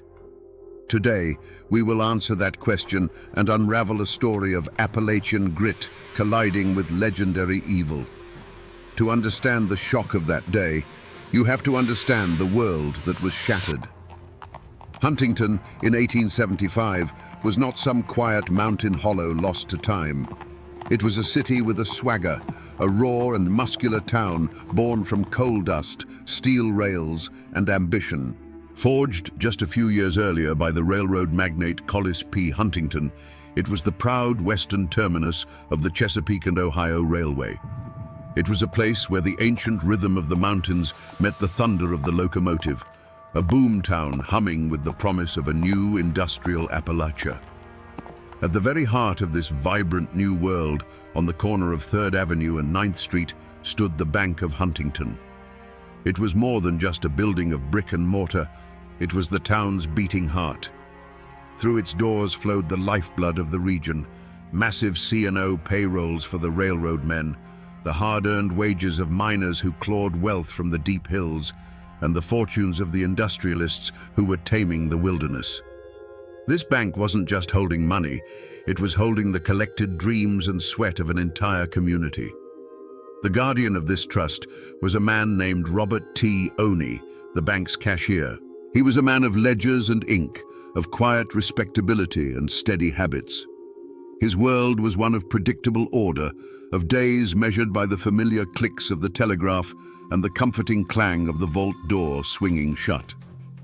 That afternoon, his son was with him in the bank, learning the family trade, surrounded by the symbols of security and civilization.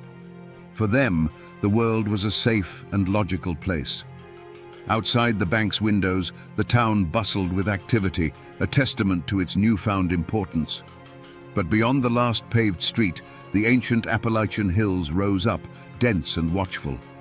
These were the old mountains, the ones that had seen empires come and go, their hollows filled with secrets and shadows. They formed a stark contrast to the noisy, forward-looking city at their feet, a wilderness that could swallow men whole, a perfect landscape for both escape and ambush. But progress is a double-edged sword. The very thing that made Huntington a beacon of prosperity also made it a target. The same steel rails that carried coal out also carried stories in. Tales of the C&O payrolls, of the fat new bank on the Ohio River, traveled west on telegraph wires and in the talk of rail riders. These whispers reached the ears of men who saw progress not as an opportunity to build, but as a chance to take. Unseen and unheard, a shadow was stretching from the Missouri plains, drawn eastward by the irresistible scent of a prize that was simply too rich to ignore. On the sweltering afternoon of September 6, 1875, the first clue that something was wrong arrived on horseback. 8 strangers, cloaked in long, dust-colored coats that seemed oddly heavy for the heat, rode into town. They moved not like weary travelers, but with a chilling purpose, their eyes scanning the streets with a predator's focus. There was a disciplined silence about them that felt more menacing than any drunken shouting. For the citizens of Huntington, they were an unnerving puzzle, a whisper of trouble on the wind. The puzzle quickly turned into a portrait of terror. 4 of the riders dismounted in front of the Bank of Huntington. As one stood guard at the door, a sentinel of violence, the other 3 stepped inside, their heavy boots echoing on the floor. Within moments, the routine calm of Robert Oney's afternoon was obliterated. A $5 bill was offered for change, a simple transaction that became the trigger for a nightmare. As the cash drawer opened, a Colt revolver appeared, massive and unarguable. The outlaw's voice was calm, almost conversational, which made his words even more terrifying. "We are the James boys. We have come for the money." The scene inside was one of cold, professional plunder. While Oney and his son were held frozen under the barrel of a gun, the other men moved with a terrifying efficiency, vaulting the counter and stuffing bags with the town's wealth. The scene spoke not of a desperate smash and grab, but of a rehearsed, military-style operation. The outlaws knew exactly what they wanted, from the loose cash to the contents of the new, modern vault. Outside, the other 4 horsemen turned 3rd Avenue into a shooting gallery. They galloped back and forth, firing their pistols into the air, their shouts echoing off the brick buildings. This wasn't random chaos. It was calculated terror, designed to paralyze the town and suppress any resistance before it could begin. For those first few minutes, the street was a bewildering landscape of noise, smoke, and fear. The crime scene wasn't a static place of discovery. It was a living, breathing storm of violence. The questions came in a panicked rush. Who were these men? Why were they here? Was this the end of their town? The wilderness wasn't in the surrounding hills. It had ridden right into the heart of Huntington, and it offered no easy answers, only the immediate deafening report of a dozen 6-guns. In the days that followed the raid, as the story was pieced together from 100 terrified accounts, the first and most obvious suspect was not a single man, but a ghost. It was the ghost of the Confederacy, a phantom born from the raw, unhealed wound of the Civil War. You see, this wasn't just a bank robbery. To many people, especially those with Southern sympathies, this was a calculated act of war, a personal vendetta waged against a symbol of Northern power and occupation. The motive was as clear as a mountain spring to anyone who had lived through the conflict. The Bank of Huntington was the financial heart of the C&O Railway, a Yankee enterprise carving up the ancient hills and imposing a new order on the land. To a man who had lost his home, his kin, and his cause fighting for the South, that bank wasn't just a building full of money. It was a monument to his defeat. Robbing it wasn't simple theft. It was a righteous blow against the conqueror, a desperate attempt to reclaim a sliver of lost honor and pride. Whispers quickly turned to the methods of the crime itself. The initial evidence was in the execution. The cool discipline, the expert horsemanship, the terrifying efficiency. This wasn't the work of common thieves or local hotheads.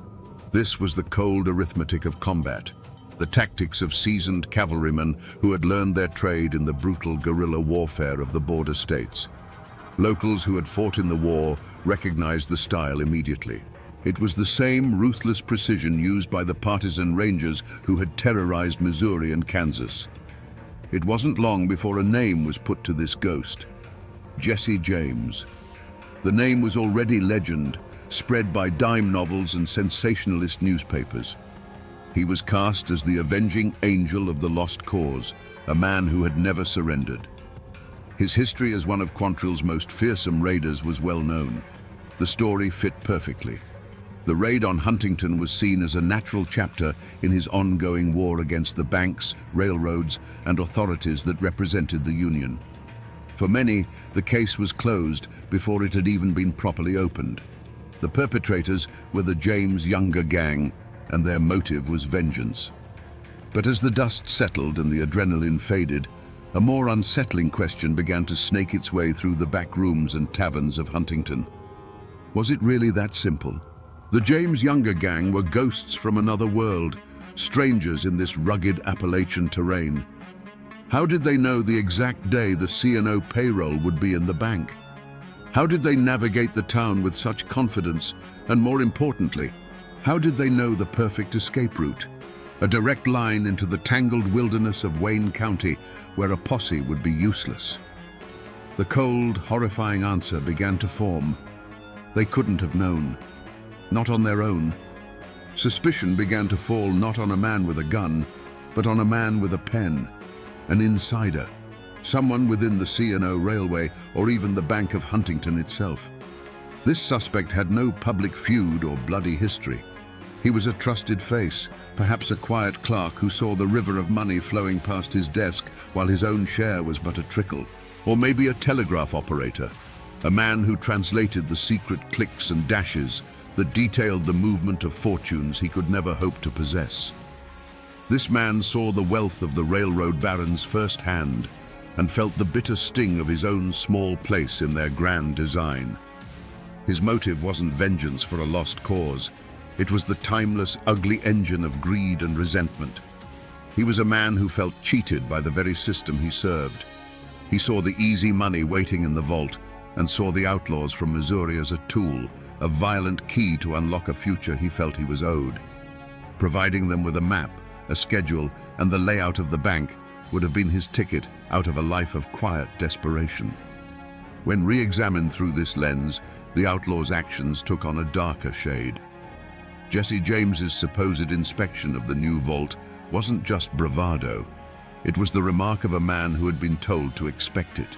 The gang's immediate and unerring flight to the 9th Street Bridge was no longer a lucky guess, but the execution of a pre-planned route.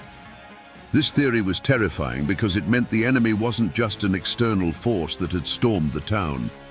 It suggested that a Judas had been living among them all along, a man who had sold his neighbor's safety for a bag of stolen silver. The betrayal, hidden behind a trusted face, felt far more sinister than the open violence of the raid itself. There was, however, a third theory, one that was whispered in the boardrooms and telegraph offices far from the dusty streets of Huntington. This theory suggested the crime wasn't born of Southern pride or an insider's greed, but was a cold, calculated move in a much larger, more brutal war. It was a war fought not with cannons, but with contracts, spies, and when necessary, hired guns. This theory posited that the James Younger gang were not the masterminds, but merely the bloody instrument of a powerful external force. The target, in this version of events, wasn't just the money in the vault. The real target was Collis P. Huntington himself and his burgeoning C&O empire. In the cutthroat world of 19th century railroad expansion, rivals like the Baltimore and Ohio were locked in a ruthless struggle for territory and resources. Huntington's success as the C&O's western hub was a direct threat to their interests. What better way to cripple a competitor than to strike at his proudest achievement? A brazen, violent robbery would send a clear message. Huntington is not safe. The C&O cannot protect its own assets. Your investments, your payrolls, your very lives are at risk in this lawless Appalachian outpost. In this scenario, the James gang becomes a scalpel in the hands of a surgeon dressed in a three-piece suit. Someone with deep pockets and a complete lack of scruples could have easily sent a pathfinder like Bill Chadwell to Missouri with an offer. A handsome fee to sow chaos, plus whatever they could carry out of the bank. This would explain the gang's incredible gamble in traveling so far into unfamiliar territory. It wasn't a whim, it was a contract. They were mercenaries hired for an act of corporate terrorism. Looking back, some locals remembered unsettling signs in the months leading up to the raid. They recalled strangers in fine city clothes, men who didn't belong in the rough-and-tumble town, asking pointed questions about railroad shipping times, land values, and the bank's security. At the time, they were dismissed as investors or surveyors. But in the bloody aftermath, their presence took on a sinister new meaning. They were the scouts for an economic predator, the advance guard for an attack designed not just to empty a vault, but to shatter the confidence of an entire city and derail the ambitions of a railroad king. In the minutes after the gang thundered across the 9th Street Bridge, Huntington's shock curdled into pure, unadulterated rage. A posse, A mix of grim-faced lawmen and ordinary citizens turned avengers, plunged into the tangled wilderness of Wayne County. They were fueled by a righteous fury, certain that a swift and bloody justice could be found just around the next bend of the Guyandotte River. They followed the fresh tracks, believing the outlaws' brazenness was matched only by their foolishness for choosing such a difficult escape. Their greatest hope was the wounded rider, the one who had slumped in his saddle. A man that badly hurt couldn't go far, they reasoned. He would slow the others down, leave a trail. They scoured the forest floor for a speck of blood on a leaf, a hastily discarded bandage, any sign of a man faltering. But they found nothing. The tracks led them deeper into a labyrinth of creeks and hollows, a green, suffocating world that seemed designed to hide fugitives. The trail grew cold, the hoofprints scattered and vanished. It was as if the forest itself had conspired with the outlaws, swallowing them whole. Frustrated, the posse turned its attention to the theory of an insider. Suspicion fell on any known Southern sympathizers living in the rugged hills between Huntington and Kentucky. Men who had ridden with the Confederacy were rousted from their farms, their homes searched, their families questioned. But this tactic backfired spectacularly. They were met not with confessions, but with a wall of stony silence. These mountain folk, already distrustful of authority, closed ranks. Every question was answered with a shrug, a blank stare, or a muttered, "I saw nothing." Instead of uncovering a conspiracy, the posse only managed to sow deeper resentment, chasing shadows while the real culprits slipped further away. Days later, they straggled back into town, their horses lame and their spirits broken. They returned not with prisoners in tow, but with the bitter taste of failure in their mouths, their clothes torn by briars and their faces etched with exhaustion. The only proof the gang had ever been there was the body of Tom McDaniels, a silent, decomposing trophy that offered no answers. The initial blaze of heroic defiance had died down, leaving behind the cold embers of fear and the growing, terrible realization that the most dangerous men in America had come to their town, bled their streets, and simply vanished. The posse's failure in the hills of Wayne County was about more than just rough terrain. It was a collision with an invisible, impenetrable fortress. It was a confrontation with the ancient mountain code, an unwritten law far more powerful than any statute passed in a distant state capital. As the lawmen pushed deeper into the hollows, they found that people's eyes grew guarded and their doors closed a little tighter. Men who would normally share a story and a dipper of water suddenly had nothing to say. Women would call their children inside and the world would go quiet. This wasn't simple ignorance. It was a deliberate collective act of forgetting. To understand it, you have to understand the soul of Appalachia. This was a land settled by people who had come to escape authority, be it from kings across the ocean or tax collectors from the flatlands. Here, loyalty was not to a government, but to blood, to kin, and to your neighbor. You didn't talk to the law because the law had never done a thing for you, except maybe try to take your land or your moonshine. Justice was a private matter, handled with a handshake or, if necessary, a shotgun.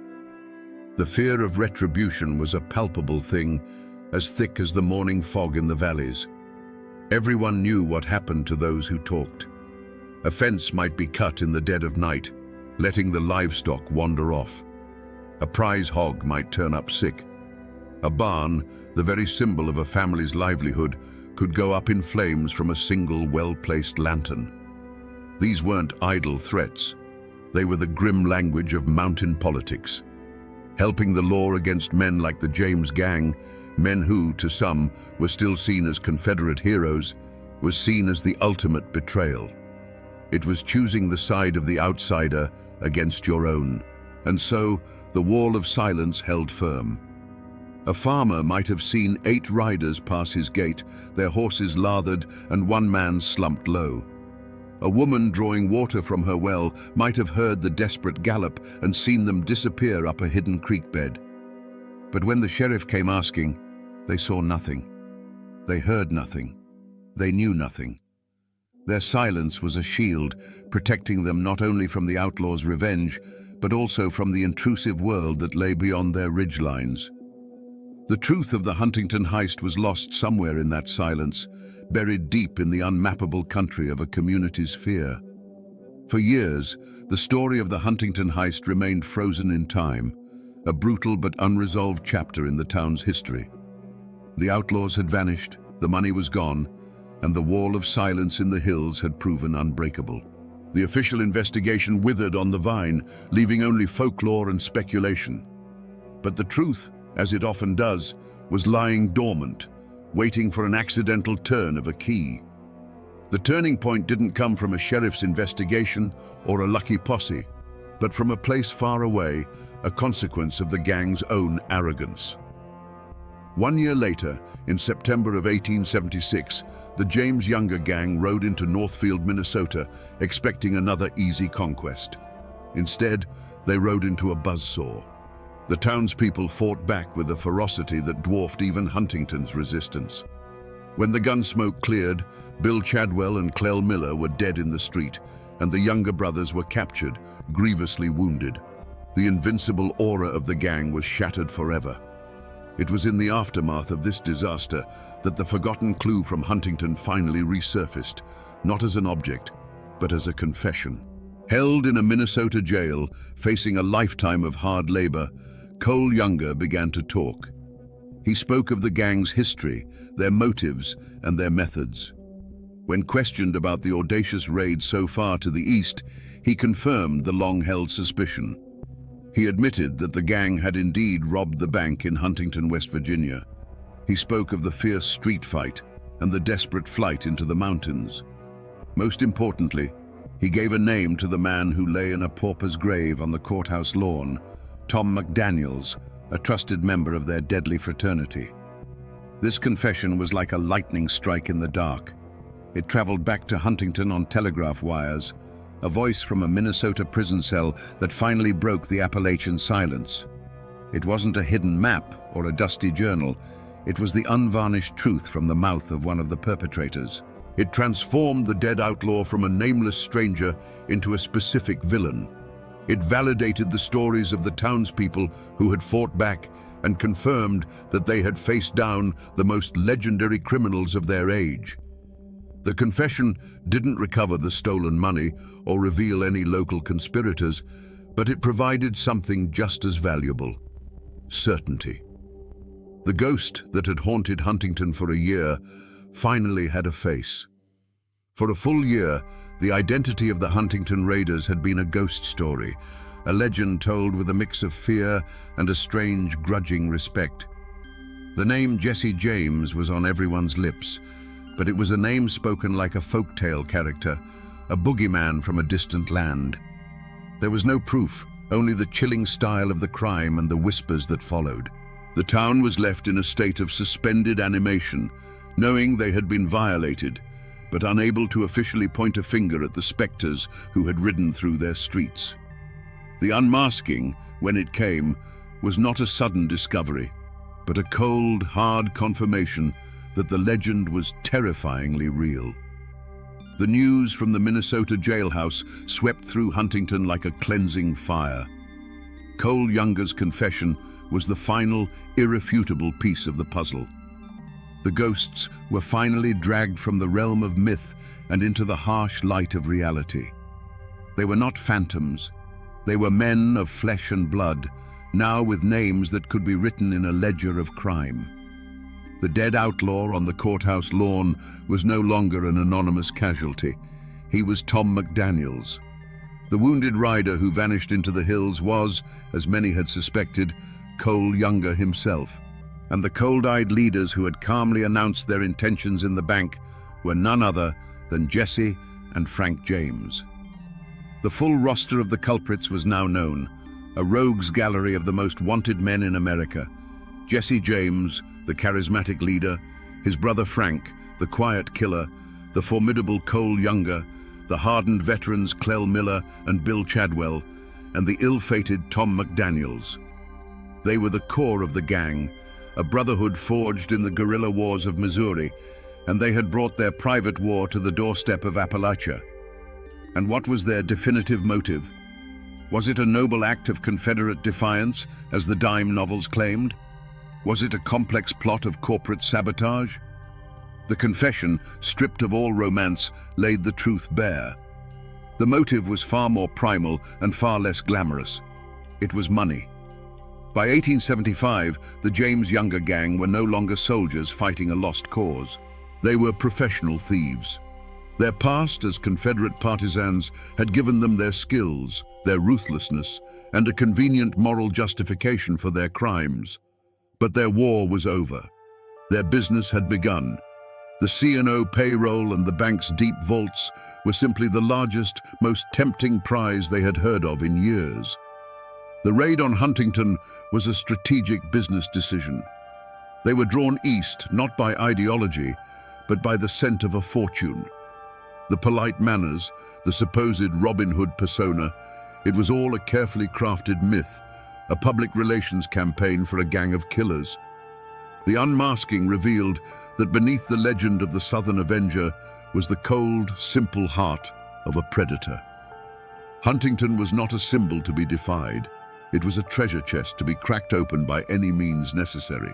The afternoon air inside the Bank of Huntington was thick with the lazy heat of late summer, smelling of paper and brass polish. That peace was shattered by the thud of heavy boots. As Robert Oney looked up, the world tilted.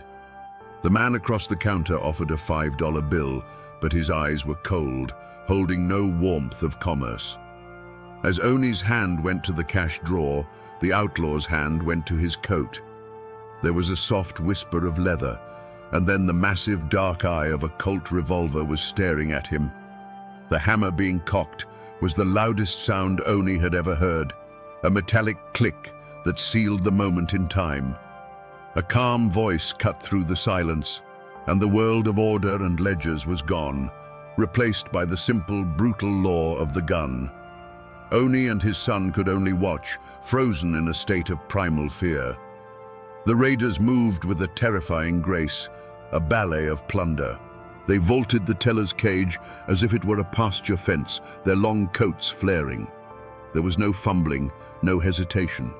Their hands, accustomed to reins and triggers, swept stacks of currency and coins into canvas sacks with a rustling, clinking sound that was a sickening parody of a normal bank transaction. One of them paused to look at the new vault, the town's pride, and spoke a few words of mock admiration before emptying its contents. It was a performance of absolute dominance, designed to break not just the bank's locks, but the spirit of the men inside. Outside, the street had become a vision of hell. The four mounted outlaws were orchestrating a symphony of terror. They galloped from one end of the block to the other, a whirlwind of dust and menace. The air cracked and popped with the constant discharge of their pistols. It wasn't aimed fire, it was auditory violence, a deafening declaration of ownership of the street. Windows on the second floor of the St. James Hotel shattered, the tinkling of glass lost in the unending roar. For the people of Huntington, peering from behind curtains and doorways, it was a waking nightmare. Their town was no longer theirs. It was a stage, and they were the terrified audience to a terrifying show. But the paralysis of fear can only last so long before it hardens into rage. The outlaws' barrage was suddenly answered. The sharp crack of a squirrel rifle from a hardware store doorway joined the deeper boom of the Colts. A window flew open above the dry goods store, the glint of a shotgun barrel appearing for a second. The symphony of terror became a discordant duel. The air, already thick with smoke, grew hazy, a rolling fog of battle that obscured figures and turned the street into a landscape of lethal guesswork. The hunters had, in a shocking turn, become the hunted. As the gang burst from the bank's doors, their bags heavy with loot, they ran headlong into this new reality of organized resistance. They were no longer performers on a stage, but soldiers caught in an ambush.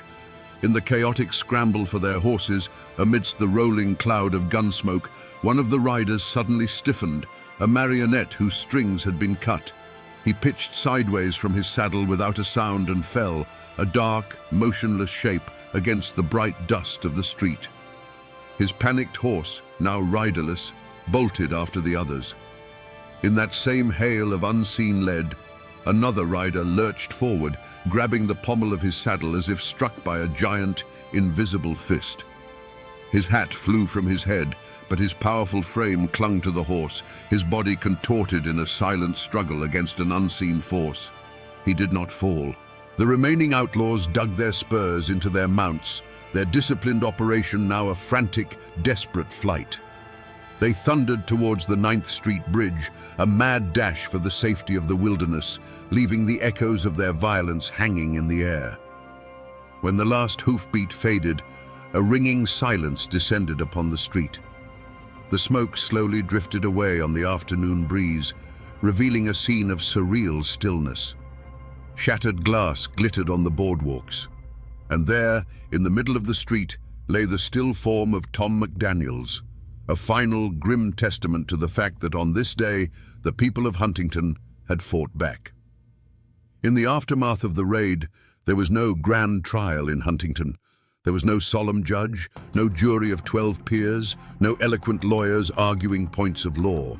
The only trial that ever mattered for the James Younger gang in West Virginia took place in a 90-second span of chaotic gunfire on 3rd Avenue. The jury was a hardware store owner with a rifle, a clerk with an old army pistol, and a dozen other anonymous citizens who decided that their town was worth defending. The verdict for Tom McDaniels was delivered not by a foreman, but from the barrel of a gun, a swift and final judgment that required no appeal. Instead of a courtroom, the town had the courthouse lawn. McDaniels' body was dragged there and put on display, becoming a gruesome pulpit from which the town preached a silent sermon of defiance.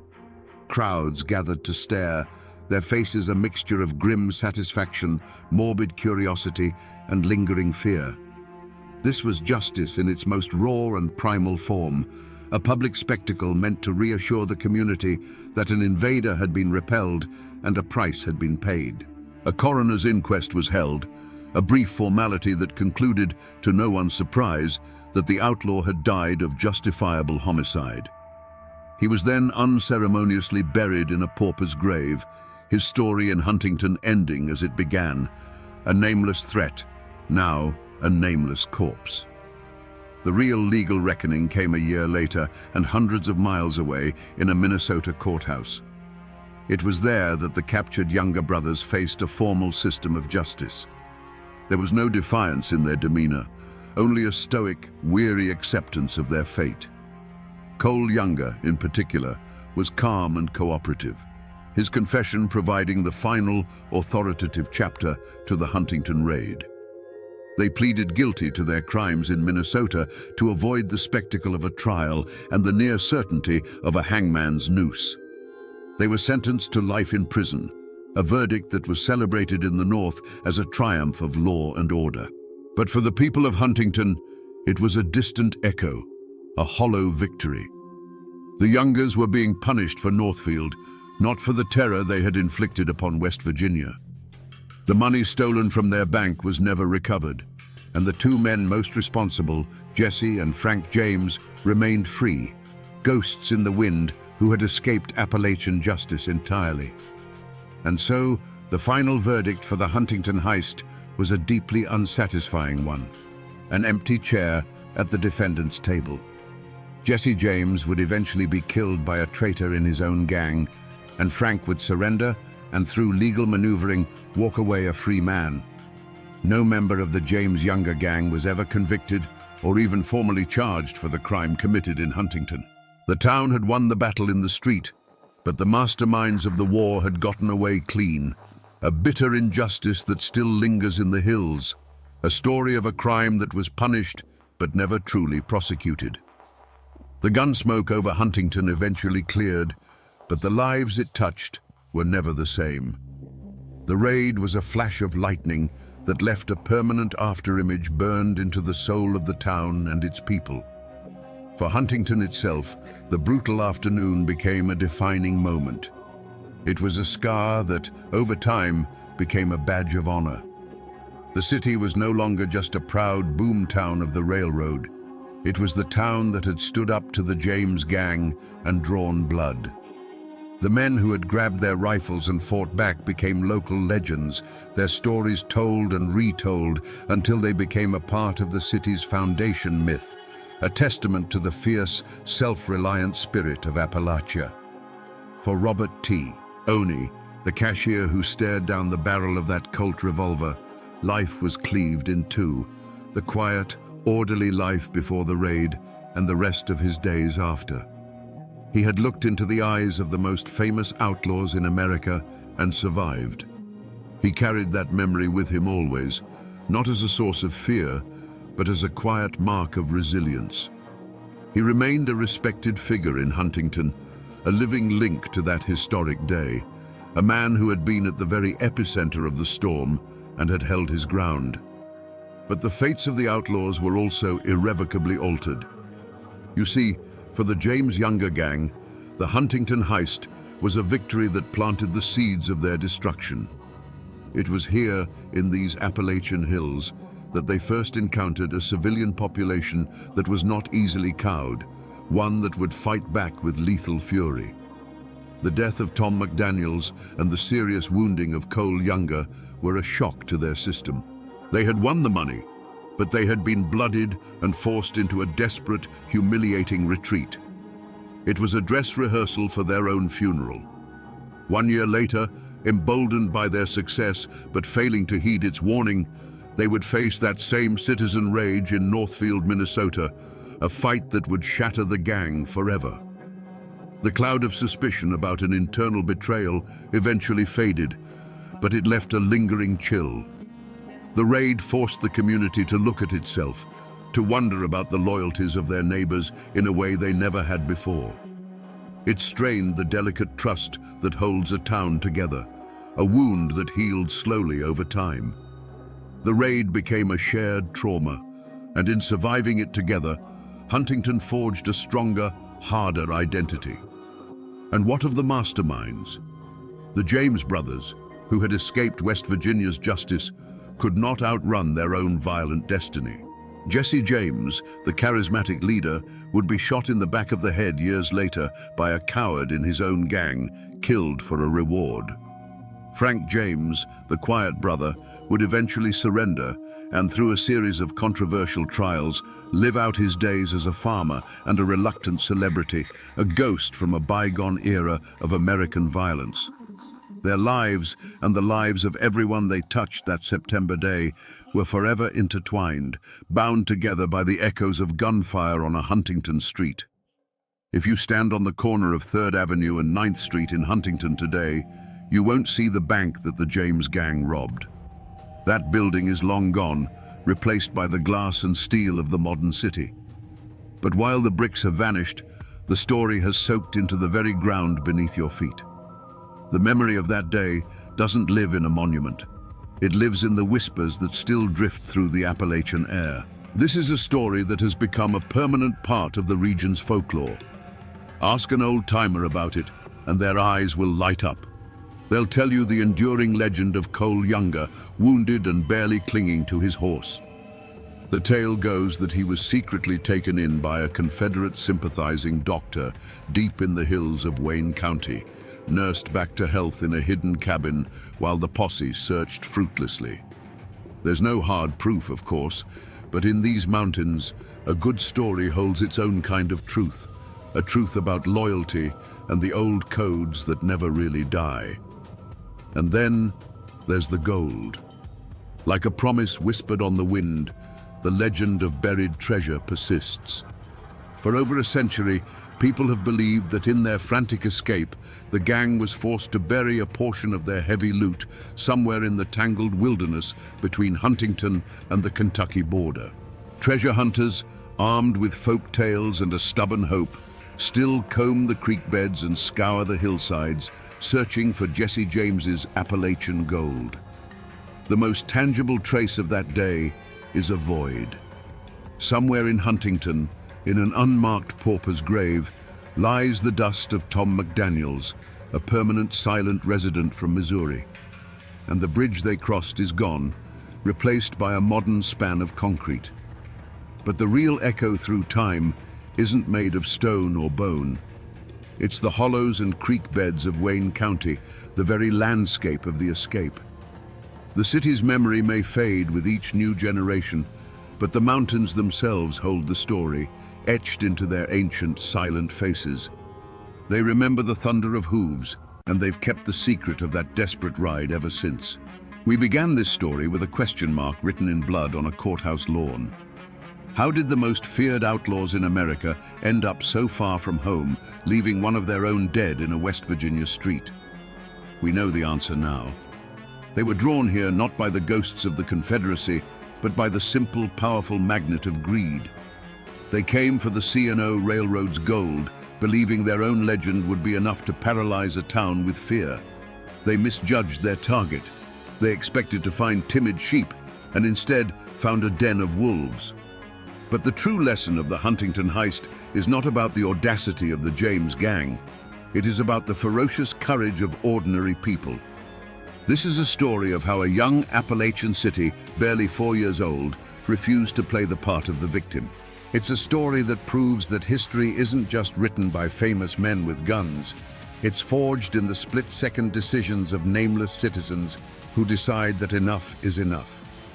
The iron will of the men and women who carved a life from these mountains proved to be a far more formidable weapon than any outlaw's revolver. So the next time you hear the romantic tales of Jesse James, the Robin Hood of Missouri, remember the truth of what happened here. Remember the hardware store owner with his rifle, the cashier who refused to break, and the town that bled but did not bow.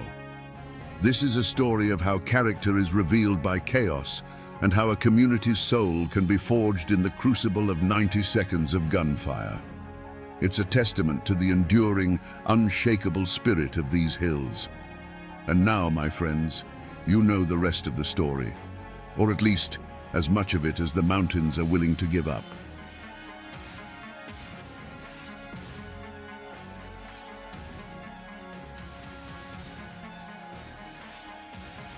Imagine a man standing in the twilight of the Appalachian Mountains.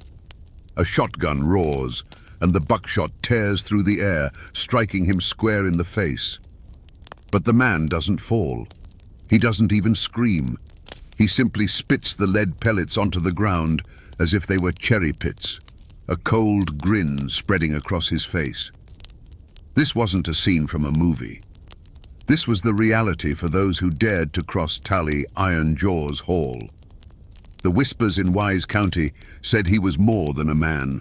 They said he was enchanted, that bullets couldn't kill him. But was he a demon born of mountain folklore? Or was the truth something far stranger, something hidden in the very marrow of his bones? Today, we separate the legend from the man to find out what really made Tally Hall the bandit who couldn't be killed. To understand the man, you must first understand the mountains that made him. In the late 19th century, Wise County, Virginia, was a world unto itself. It was a labyrinth of steep hollows, dense forests, and rushing creeks where the outside world felt a million miles away. The land was both a provider and a tyrant. It gave families corn from the bottomlands and game from the woods, but it demanded back-breaking work in return. Life here was simple, hard, and governed by unwritten laws older than any courthouse. Family was everything, and an insult to your kin was an insult to you. In this world, Mabra Tally Hall was born. He wasn't born a monster or a legend. He was just another mountain boy, learning the ways of his people. And in these parts, the most important craft, the very lifeblood of the local economy, was turning corn into whiskey. Moonshining wasn't seen as a crime by many. It was a tradition, a skill passed from father to son. It was how you turned a surplus crop into cash, how you paid for medicine, tools, or a piece of land to call your own. Tally learned the trade early, mastering the art of the still, understanding the subtle science of fermentation and distillation under the dark Appalachian night. He was a big man, powerfully built from a life of hard labor. People knew him as strong, quiet, and fiercely protective of his own. He worked his still, provided for his family, and lived by the mountain code. In these early days, he was just a distiller, respected for the quality of his product. He was part of a community of others just like him, men who saw the federal government's whiskey tax not as a law to be obeyed, but as an intrusion by a foreign power trying to steal the bread from their tables. The conflict wasn't just about money, it was about pride and independence. The people of these mountains had always taken care of themselves. They built their own homes, grew their own food, and settled their own disputes. The arrival of federal marshals, the revenuers, was seen as a declaration of war on their entire way of life. These outsiders didn't understand the mountains or the people who lived in them. They saw moonshiners as simple criminals, not as farmers and family men trying to survive. And in this simmering tension, the seeds of Tally Hall's future were sown. He wasn't just making whiskey, he was making a stand. Every barrel he sold was an act of defiance. But this quiet rebellion couldn't last forever. The government was determined to enforce its laws, and men like Tally were just as determined to resist. The calm of the mountains was about to be shattered by the crack of rifles, and a simple moonshiner named Tally Hall would soon be forced to become something far more dangerous to survive. The world was coming for him, and it would learn that he would not be taken easily.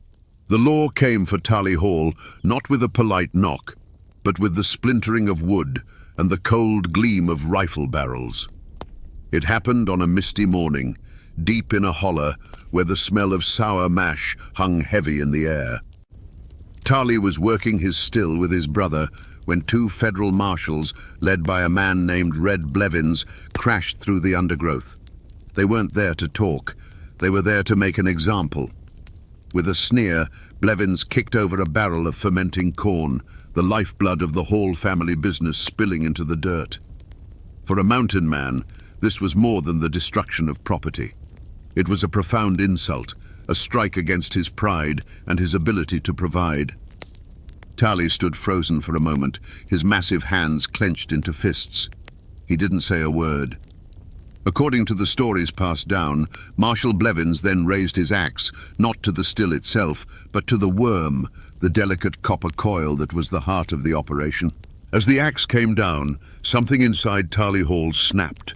The quiet distiller was gone, and in his place stood something far more primal. What happened next became the first chapter of his legend.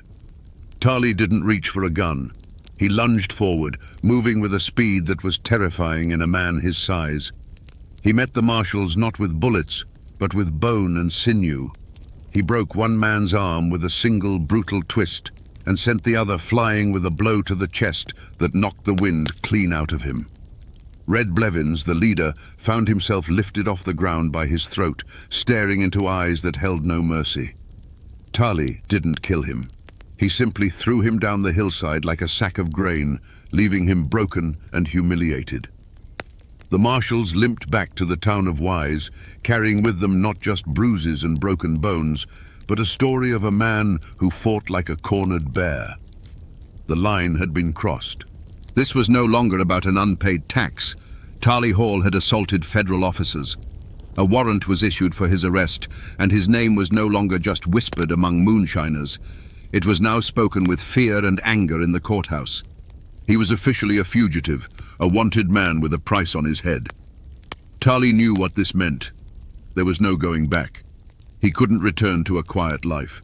He had stood his ground, and now the full weight of the law was coming for him. But instead of running, he dug in. He gathered his brothers and his kin, men who believed in the same code he did. The forest that had been his workshop now became his fortress.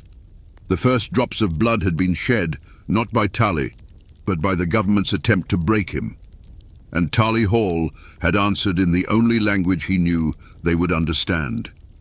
The war had begun. With a price on his head, Tally Hall became the most hunted man in Wise County. But hunting him and catching him were two very different things. The mountains were his kingdom, and he moved through them like a ghost. This drove his rivals, other moonshiners whose business he had crushed with his own brand of violent enforcement, to a point of desperation. They decided to do what the law couldn't. They set a trap on the Pound Gap, a treacherous road that snaked through the mountains, a place where a man could disappear without a trace. They waited in the deep shadows as Tali rode alone, a silhouette against the rising moon. As he passed a narrow bend, the night erupted. A shotgun blast, fired from less than 20 feet away, struck him full in the head and upper body. The sound echoed through the holler, a deafening roar that sent birds scattering from the trees. Tali's horse shrieked and crumpled to the ground, its legs tangled in a dying heap. The ambushers stepped out from their cover, rifles ready, expecting to see a body. But Tali Hall was still standing. He swayed on his feet, stunned by the impact. But he did not fall. The men watched in frozen disbelief as he slowly raised a hand to his face. There was a strange, gravelly sound, and then he spat something dark onto a broadleaf plant on the roadside. He did it again and again. The moonlight caught the objects, and the attackers felt a cold dread creep up their spines. They were lead pellets. Buckshot. He was spitting the bullets out of his own flesh. It was in this moment that the man died, and the legend was born. The attackers weren't looking at a moonshiner anymore. They were looking at something torn from the pages of a dark folk tale, a creature the mountains themselves had made. He took a step towards them, his face a mask of cold fury. One of the men, shaking with fear, raised his rifle and fired again. The bullet slammed into Tali's chest with a sickening thud, a sound like a hammer hitting stone. It barely staggered him. The sounds that followed were not of gunfire. They were the sounds of snapping wood as Tali ripped a rifle from one man's hands and broke it over his knee like a twig. They were the dull, heavy thuds of fists meeting flesh, followed by choked-off cries of pain. He didn't use a gun. He didn't need to.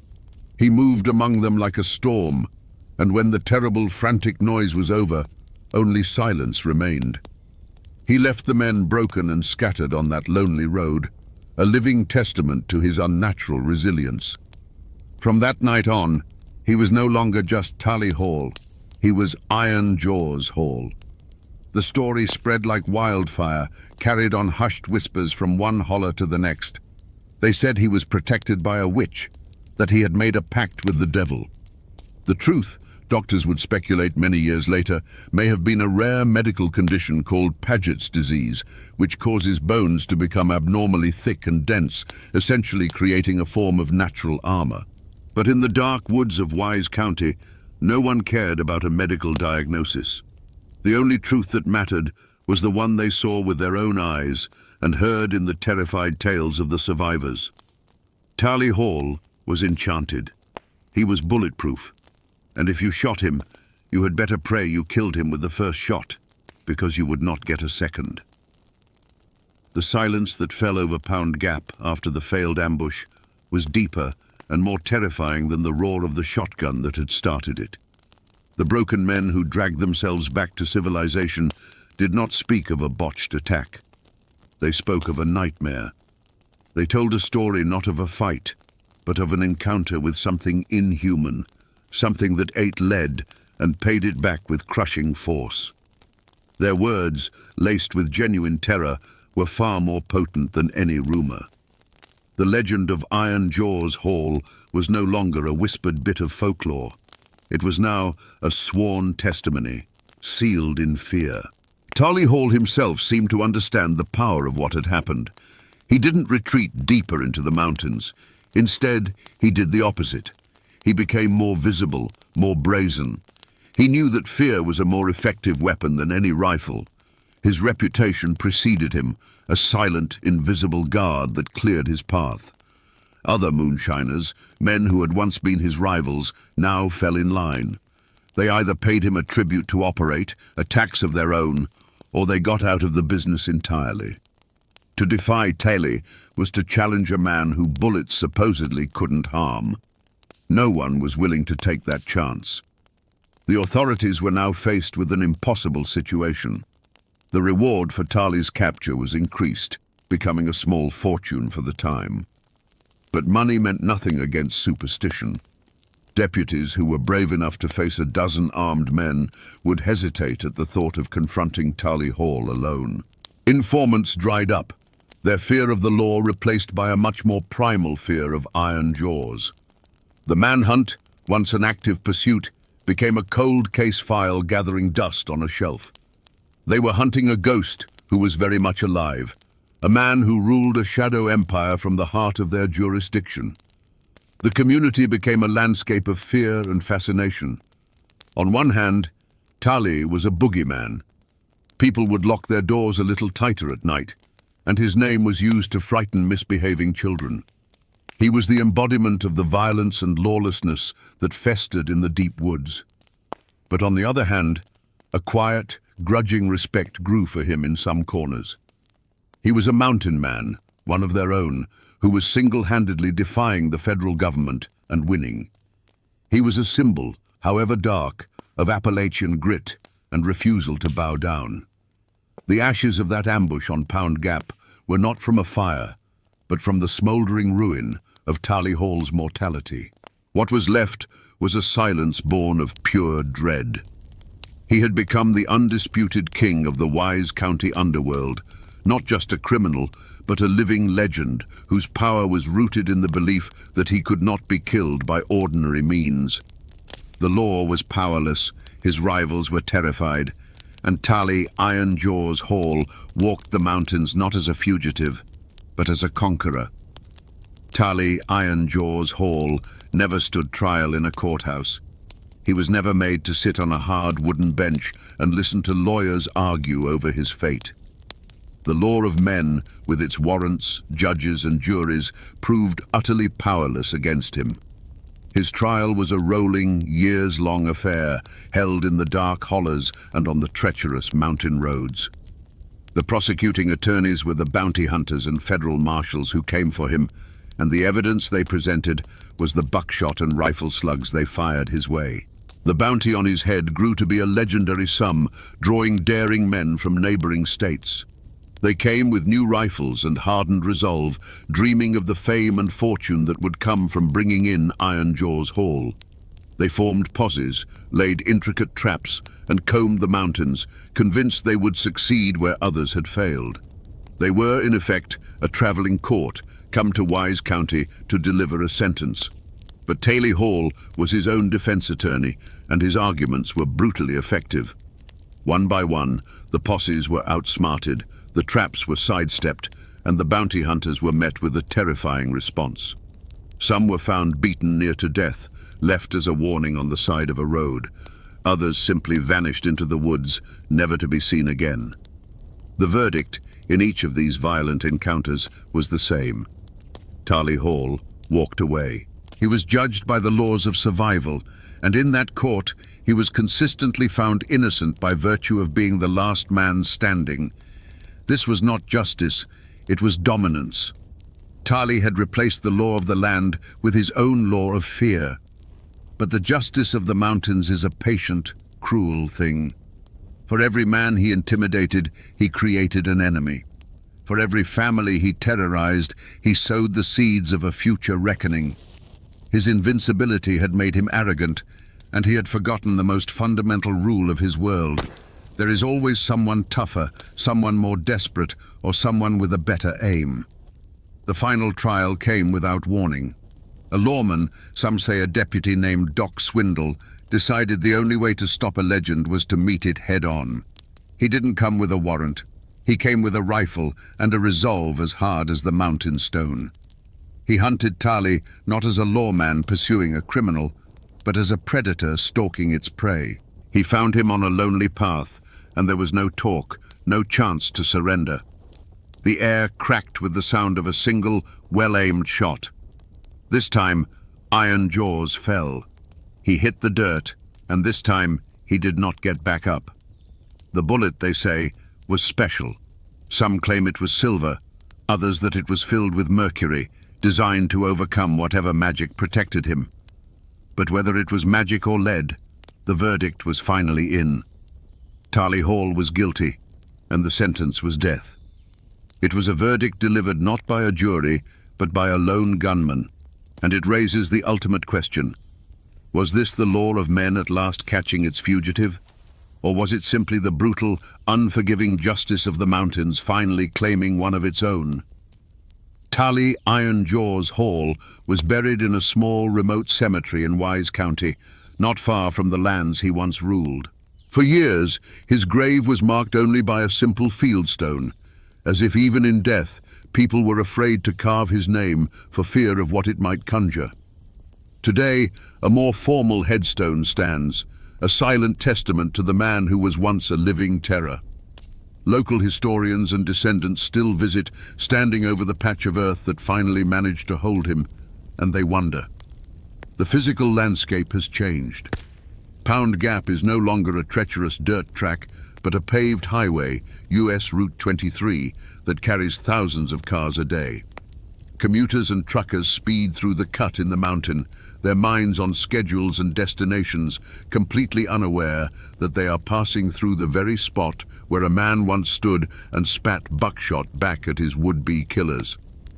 But for those who know the story, a drive through the gap, especially as evening falls, feels different.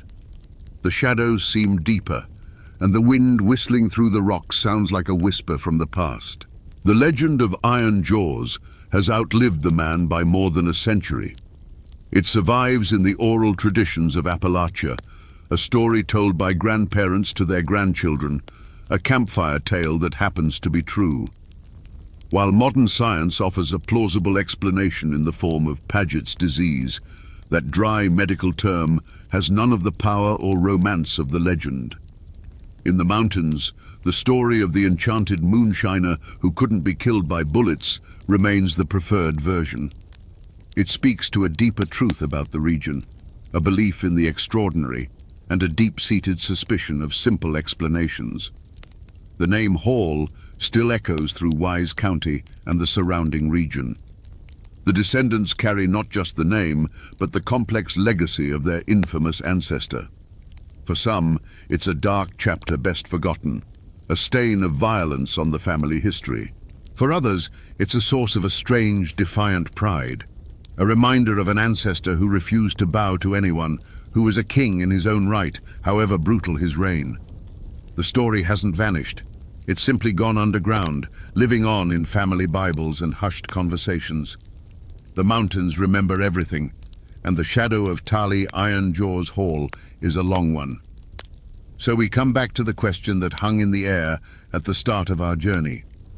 Was Tali Iron Jaws Hall truly enchanted by bullets? The logical mind points to science, to the rare bone disease that likely turned his skull and ribs into a natural, horrifying armor. And perhaps that is the simple, factual truth. But in the mountains, the truth is rarely simple. The real magic wasn't in his bones, it was in the power of belief. His legend became a weapon more potent than any gun, a shield more effective than any steel plate. The fear he created was so real, so absolute, that it may as well have been a genuine enchantment. This is a story that goes beyond a simple tale of a mountain outlaw. It is a raw and brutal lesson about the soul of Appalachia itself.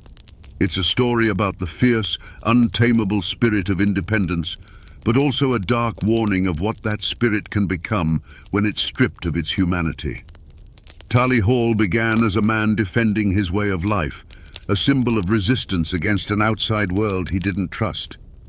But in his war against the law, he became a tyrant far more terrifying than any government agent, a monster who preyed on his own people. He is the ultimate Appalachian paradox, a folk hero and a villain forged in the same fire. The story of Iron Jaws teaches us that some legends are born not from fantasy, but from a truth so strange it has to be seen to be believed. He was a man of flesh and blood, but he became something more, an idea, a nightmare, a force of nature. Force. He walked the earth for a time, a king in a kingdom of shadows and fear, until the mountains that created him finally took him back. His name is now a whisper on the wind, a reminder that the old, wild magic of these hills has not entirely faded. And now, my friends, you know the rest of the story. Im standing on the side of an old two-lane road deep in Scott County, Virginia. Today, it's just a quiet stretch of asphalt winding through the ancient woods of the Blue Ridge. The only sounds are the wind moving through the hickories and the distant cry of a hawk. But this isn't just any road. This is a place of echoes, because it was right here, nearly 100 years ago, that the silence was shattered by a struggle that ended a life and began a legend. A beloved young schoolteacher vanished from this very spot, leaving behind nothing but her car, her hat, and a mystery that haunts these mountains to this day. Let's turn back the clock. Forget the asphalt beneath my feet, and imagine a ribbon of red clay and gravel snaking its way through these same mountains in the fall of 1928. This was a world caught between two ages. Cabins with smoke curling from their stone chimneys stood not far from homes with newfangled telephones.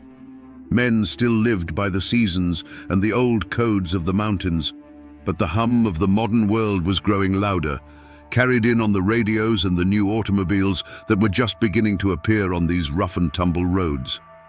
Into this world stepped June Crabb. At 21, she was the very picture of that modern world. She was educated, bright, and filled with a quiet determination that set her apart. She was the teacher at the little one-room, big-cut schoolhouse, a position of immense respect in a community that valued learning but had few who could provide it. She represented a promise, a bridge between the old ways of the mountains and the possibilities of the world beyond. Every morning, she would make the drive to her schoolhouse, and every afternoon, she would drive back. And she did it in her very own Ford coupe. You have to understand what a sight that was back then. In a land where most people still relied on a mule or their own 2 feet, a young woman, independent and in command of her own machine, was a powerful symbol. That car wasn't just transportation, it was a declaration of freedom. It was her future, rolling along the dirt roads of the past. Her students adored her. For the children of coal miners and farmers, she was a window to a bigger life.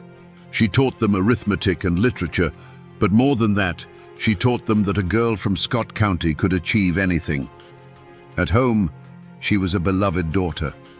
Her family, especially her father, saw in her the fulfillment of a dream, that their children would have more opportunities than they ever did. June Crabb wasn't just a person. She was the pride of her family and a beacon for her community. But this land, for all its beauty, held a deep and abiding sense of isolation. The forests that surrounded these roads were dense and ancient, capable of swallowing any secret. It was a place where everyone knew each other's business, yet the most important things often went unsaid. The very independence that made June a symbol of progress also made her a solitary figure on that lonely drive home, a single point of light traveling through miles of deep, dark woods. On the afternoon of Friday, September 14th, she dismissed her students for the weekend, gathered her books, and started her Ford coupe for a journey she had made countless times before, completely unaware it would be her last. Now, I'm not a detective from 1928. I don't have access to the original evidence bag, but local archives, God bless them, they keep everything. And in the files for this case, there are detailed descriptions and, in some accounts, a grainy photograph of the most important clue found at the scene. It's a simple thing, really. A lady's cloche hat, the kind every fashionable young woman wore in the 1920s. Looking at a picture of it, you can almost feel the felt. It's unassuming, maybe with a small ribbon or a simple pin. But this hat is the key to understanding the first terrifying moments of June's disappearance. Her school books were on the seat, her paycheck was in her purse, but her hat was on the floorboard of the car, reportedly scuffed and slightly crushed, as if it had been knocked from her head in a sudden violent motion. You see, back then, a hat wasn't just an accessory. It was an essential part of a woman's public identity. A respectable young teacher like June would no more leave her car without her hat than she would without her shoes. Its presence on that floorboard was a silent, desperate scream. It told the searchers, and it tells us now, that this wasn't an elopement. This wasn't a young woman running away. She was taken, ripped from her car, fighting for her life. This simple, forgotten object transforms the scene from a mystery into a portrait of violence and raises the chilling question, who in this tight-knit community would dare to lay hands on June Crab? The truth is, the deepest dangers in these mountains rarely come from a faceless stranger passing through. The real threats have names and faces and history.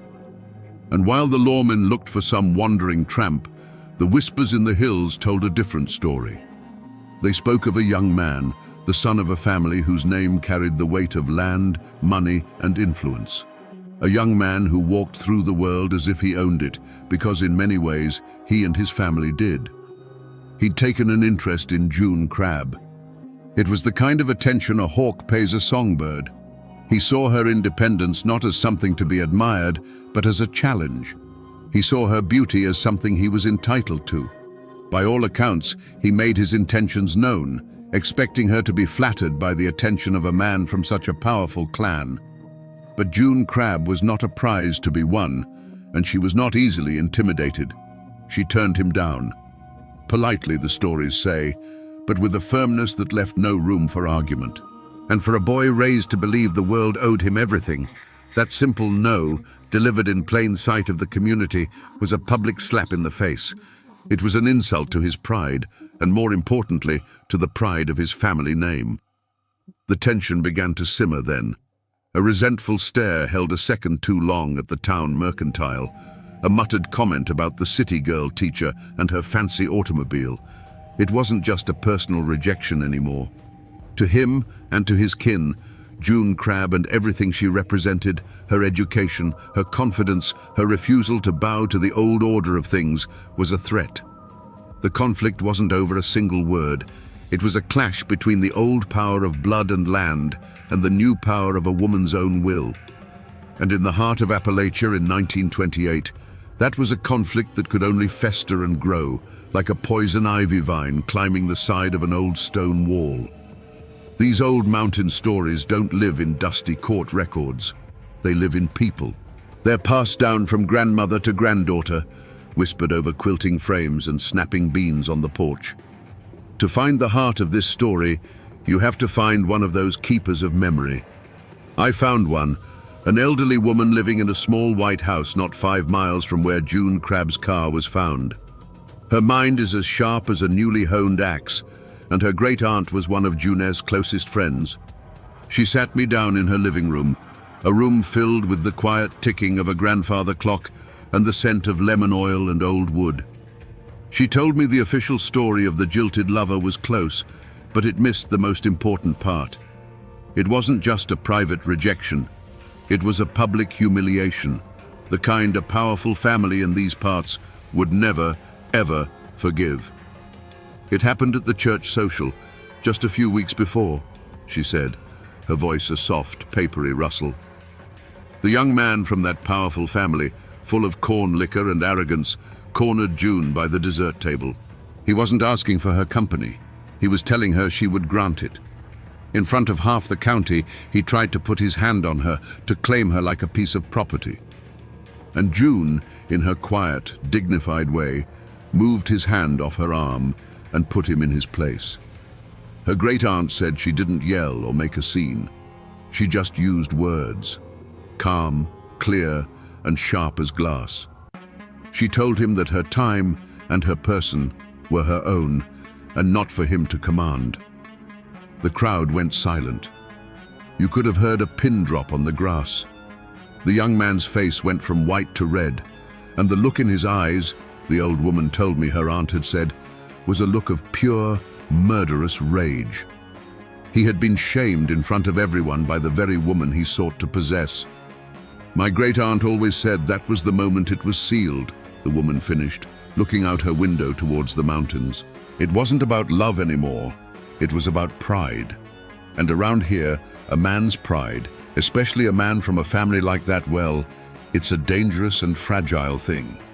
She said his pride had been so badly broken, the only thing that could mend it was to break her. That public shaming at the church social was a lit fuse. For the young man, the laughter he imagined behind cupped hands, the knowing glances exchanged between neighbors, it was all a torment.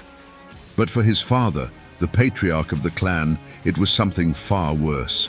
It was a stain on the family name, a challenge to the authority they had held in these mountains for generations.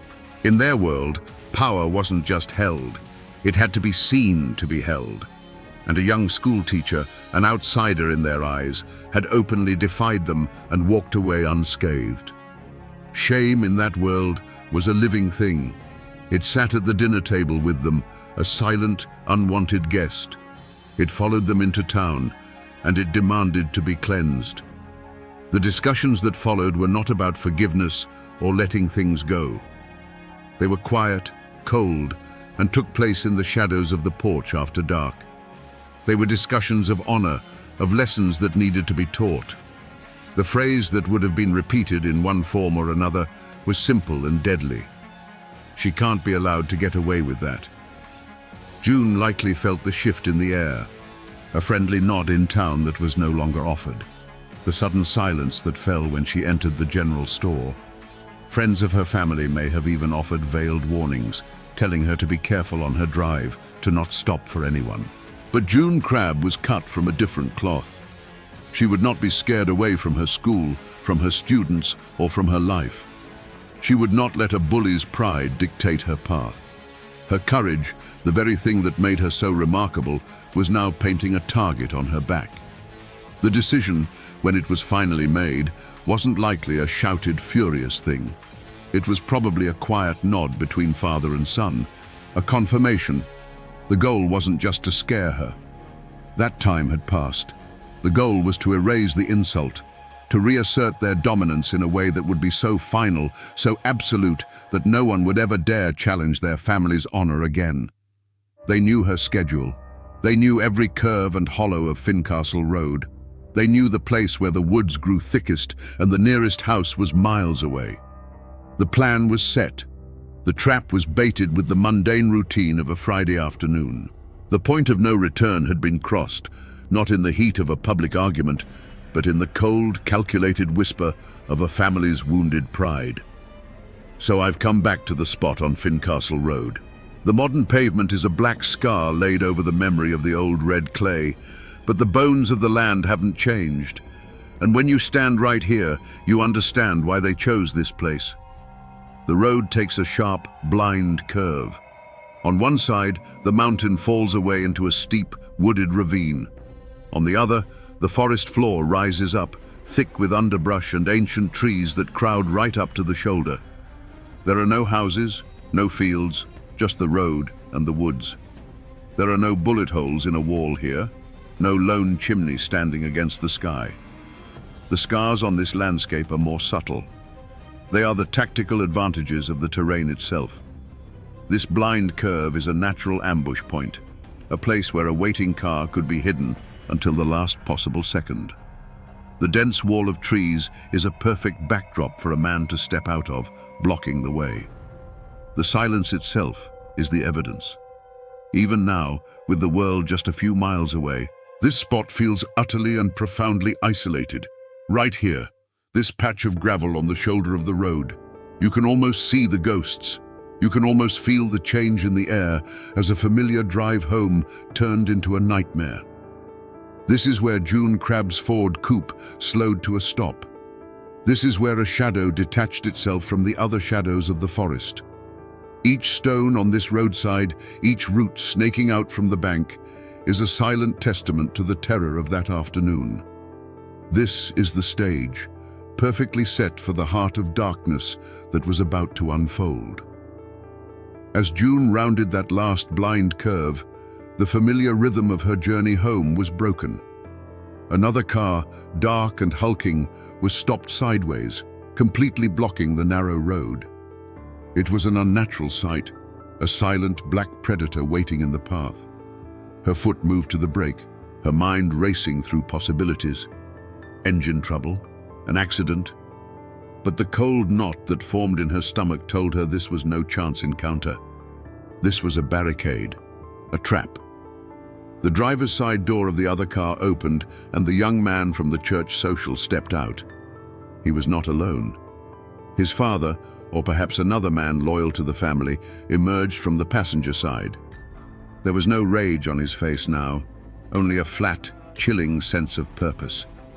He walked slowly toward her Ford coupe, his boots crunching on the gravel, the sound unnaturally loud in the afternoon stillness. Junette's hand instinctively went to the door lock, but it was too late. The handle of her car door was wrenched from the outside, the metallic click echoing like a gunshot. The door was pulled open, and the last of the afternoon sun was blotted out as the man's shadow fell over her. There was no shouting, only a low, guttural command to get out, the air filled with the scent of whiskey and rage. What followed was a chaos of muffled sounds, a sharp, terrified intake of breath, the scuffing of her shoes against the running board, the ripping of fabric. Her hat was knocked from her head, tumbling to the floorboard in a confused blur. A single piercing cry for help escaped her lips, but it was immediately swallowed by the vast, indifferent wilderness. The struggle was brief, brutal, and unequal. A moment later, the heavy slam of another car door echoed through the trees. Her own Ford coupe was left abandoned, its door still swinging slightly as if in a final silent wave goodbye. The waiting car roared to life, its tires spitting gravel as it turned and sped away, carrying June Crab deeper into the mountains, away from the road, away from everything she knew, and away from any hope of rescue. They drove for what must have felt like an eternity, turning off the main road onto a rough, barely there track that climbed higher into the wild heart of Clinch Mountain. The journey ended in a remote, briar-choked hollow, a place of deep shadows where the sun rarely touched the ground. They pulled her from the car. The final moments of her life were not witnessed by any person who would ever speak of it. There was no trial, no judge, no jury. Just the cold, hard finality of mountain justice. In the profound silence of that secluded place, a terrible act was committed. The only sound was a sudden, panicked flurry of wings as a flock of birds, startled by the violence below, erupted from the treetops and scattered into the darkening sky. Then, an awful, profound quiet settled back over the hollow. The men left as they had come, two ghosts melting back into the twilight, confident that the mountain would hold their secret forever.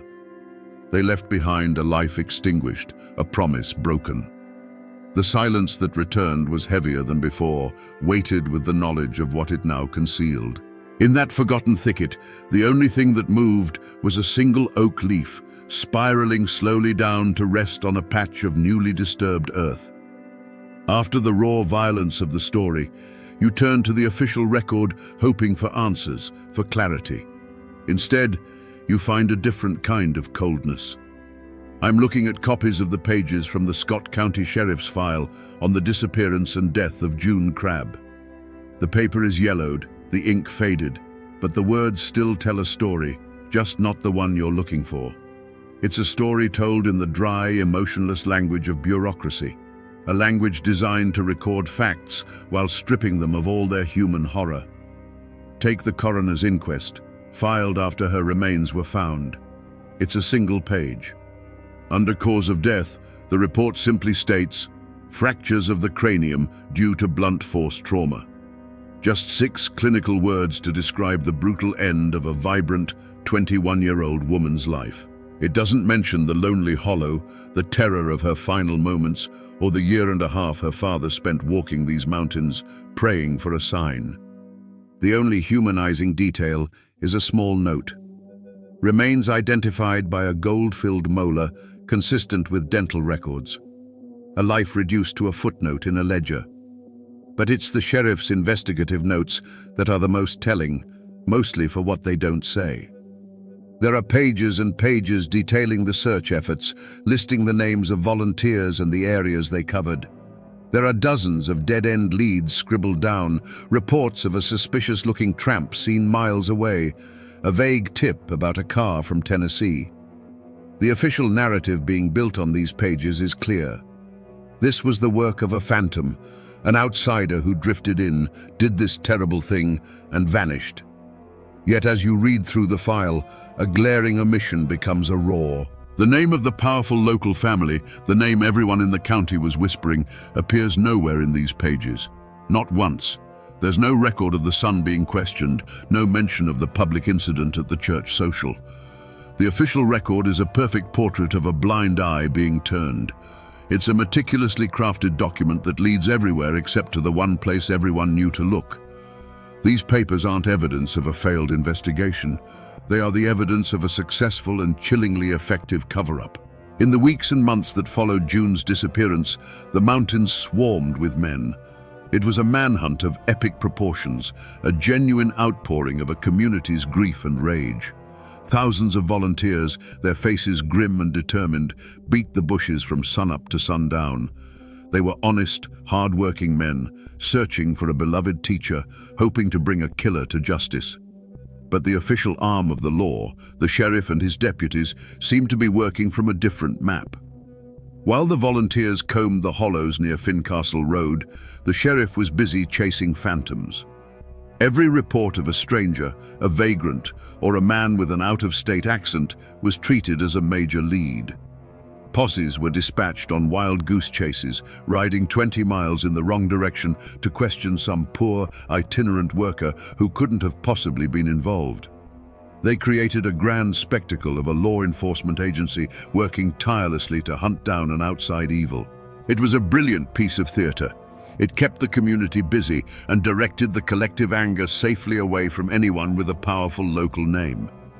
After her body was found, the performance had to move from the mountains to the courthouse. A grand jury was convened, not to seek the truth, but to officially bury it. For days, witnesses were brought in, but they were the ones who had seen a suspicious tramp near the railroad tracks or an unfamiliar car on a distant road. The people who had been at the church social, the ones who had seen the public confrontation and the look of murderous rage on the young man's face, were never called to testify. The questions were carefully chosen, the path of inquiry meticulously routed around the truth. The verdict wasn't delivered in a packed courtroom by a jury foreman. It was delivered on the courthouse steps by the county prosecutor, a man who knew which families buttered his bread. He stood before the small crowd of reporters and heartbroken townspeople, his face a perfect mask of solemn regret.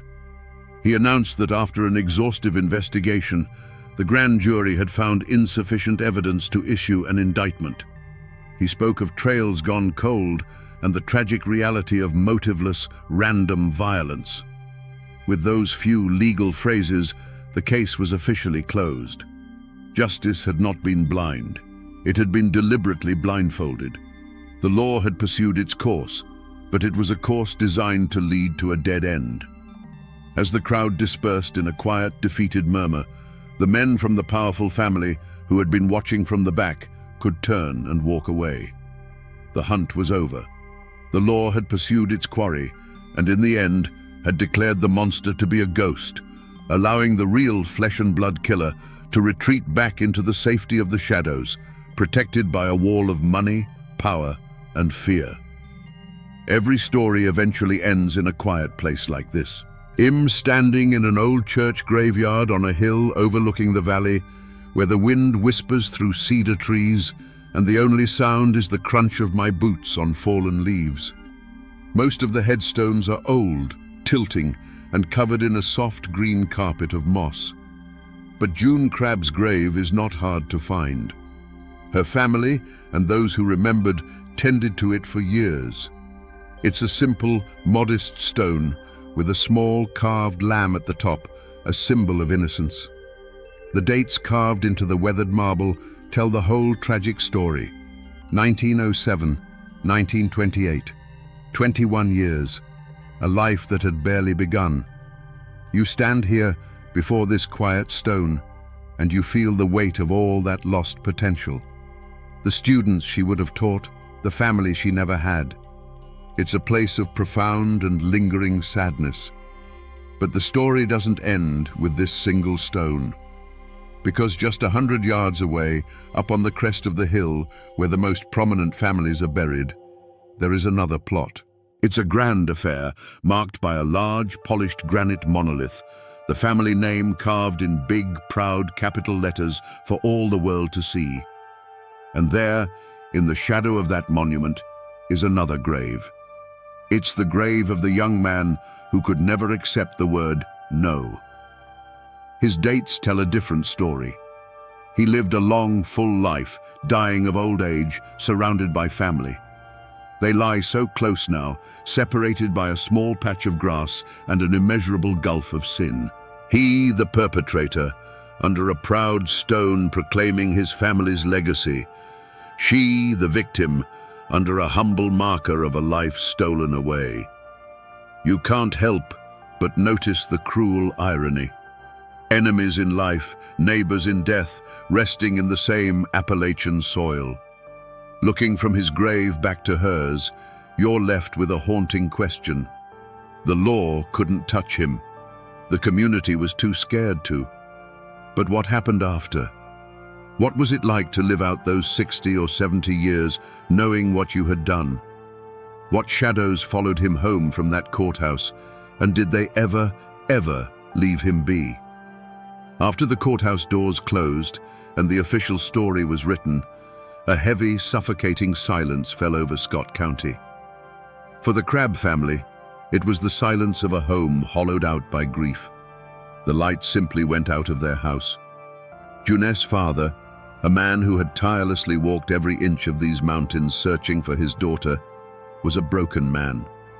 He had lost his child, and then he had been forced to watch as her killer walked free, shielded by the very system that was supposed to protect them. They had no recourse, no appeal. To speak the truth aloud would have been to invite ruin, or worse, upon the rest of their family. So they carried their sorrow quietly, a private agony that would follow them to their own graves. For the young man and his family, life went on with an almost defiant normalcy. He married a girl from a neighboring county, had children, and in time became a respected businessman, just like his father. Their name continued to be synonymous with power and influence. They attended church on Sundays, donated to local causes, and held their heads high. They had proven their point. They were the law in these mountains, and their honor was worth more than a young woman's life. Their victory was total. They had not only silenced June Crabb, they had silenced justice itself. But the stories that have been passed down say that the victory was a hollow one. They say the young man, as he grew older, was haunted. Not by a ghost in white, but by something far worse, a perfect, unending memory. He took to drinking heavily, and his temper, which had always been a spark, became a raging fire. People learned to give him a wide berth. He never, ever took the Fincastle Road again, even if it meant adding an hour to his journey. He lived a long life, but it was a life lived in a prison of his own making, forever looking over his shoulder, not for the law, but for the face of a girl he had left in a briar-choked hollow on Clinch Mountain. The community, too, lived under that long shadow. They knew the truth. Every man, woman, and child knew who had done it, and they knew why nothing was ever done. The case of June Crabb became a quiet, bitter lesson in the two kinds of justice that existed in the mountains, one for the common folk and another for the powerful. It bred a deep and lasting distrust that soured relationships for a generation. Justice had been denied, but memory is a different kind of court, and in the minds of the people of Scott County, the verdict was never in doubt. To this day, the murder of June Crabb isn't a settled piece of history around here. It's a living wound, and if you try to touch it, you'll find it's still tender. The story has fractured over the decades, becoming a testament to the fact that the past is never really dead. Depending on which family you ask, you will get two starkly different, irreconcilable versions of the truth. Ask anyone whose family has been in these hills for a century, especially those with a connection to the Crabb family, and they'll tell you the story I've just told. They'll speak of June as a bright light, a symbol of innocence who was sacrificed on the altar of a powerful family's pride. To them, the case is a defining local tragedy, a story of an unforgivable crime compounded by an unforgivable cover-up. It is a cautionary tale about how money and influence can poison the very soul of a community and place a family above the law. In this version, the guilt is absolute, the injustice is clear, and the memory of June is that of a martyr. But there are still a few who hold to a different telling. If you could find a descendant of that other family, and if they would even speak to you about it, they would tell you a tale of slander. They'd say their ancestor was a good, hard-working man, and that his family's success bred jealousy and vicious rumors. They would dismiss the story of the church social as malicious gossip, a tale spun by lesser men to tear down their betters. They would point to the official record, to the sheriff's tireless hunt for a nameless tramp, as the real truth. In their version, their family is the victim, unfairly maligned for generations by a lie that took root and grew into an unkillable weed. And there you have it. Two stories, two histories, occupying the same small patch of earth. One is a story of absolute guilt, preserved in the whispers of generations of ordinary people. The other is a story of absolute innocence, preserved by a family's defiant pride and backed by the clean, empty pages of the official record. The real, objective truth of what happened in that hollow probably died with the last person who was there. What we're left with are conflicting legacies. It's no longer just a question of what happened. It's a question of who you believe, and the answer says as much about you as it does about the past. When official justice fails in a place this isolated, the people find their own way to keep the truth alive. The story doesn't die. It just changes form. It escapes the dry, dusty pages of the official record and seeps into the local folklore. The hard edges of fact begin to soften and blur, and slowly, surely, a true crime story transforms into a full-blown Appalachian legend.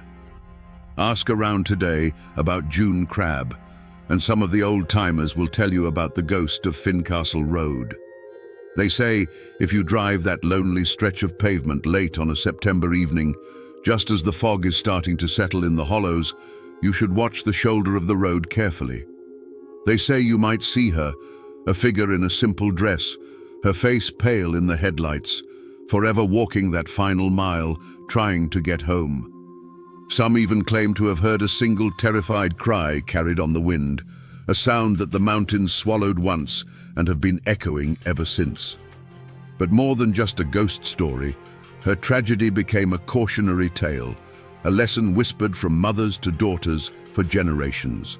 Her name became a warning about the dangers that can hide behind a neighbor's smile, a warning about the deadly fragility of a powerful man's pride. Her murder was no longer just a singular event. It was a living piece of folklore, a map of the hidden dangers that lay beneath the serene surface of their world, a brutal reminder that civilization is sometimes just a thin veneer stretched over something much older and wilder. This is the final stage of a story's life. It's how a community holds on to a truth that was officially denied. They turn the unbearable facts of history into the enduring power of a legend. The names of the guilty men might be spoken only in hushed tones, but the spirit of the story, the ghost of it, remains forever a part of the landscape, a permanent chill in the air on an otherwise quiet country road. So we find ourselves back where we started, on the side of this quiet, lonely road. The sun is lower now, casting long shadows that stretch across the asphalt like dark fingers. But it's not the same place it was when we began this journey. An hour ago, this was just a stretch of road. Now, it's a stage. The trees are the silent witnesses. The wind in the leaves carries the whispers of a story that this place has held for nearly a century. A story of a bright life ended and a dark secret kept. We went looking for the truth of what happened to June Crab, and we found it. Not in the official reports, but in the memories passed down through generations, in the cold logic of the landscape, and in the glaring empty spaces within the official record.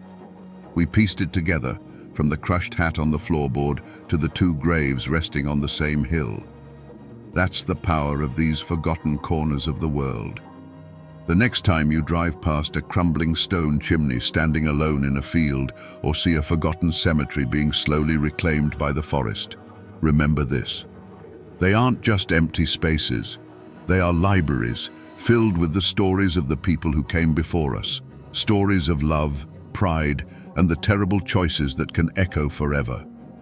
The Ford coupe has long since turned to rust. The men who did this and the men who covered it up are nothing more than dust and names on a family tree. Everything from that terrible September afternoon is gone. The people are gone. The evidence is gone. But the story remains. It starts with a vibration in the soles of your boots. You are standing on the muddy bank of the Ocmulgee River, deep in the Georgia woods. It is 3 in the morning. The air is heavy, thick with the smell of wet earth and decaying pine needles.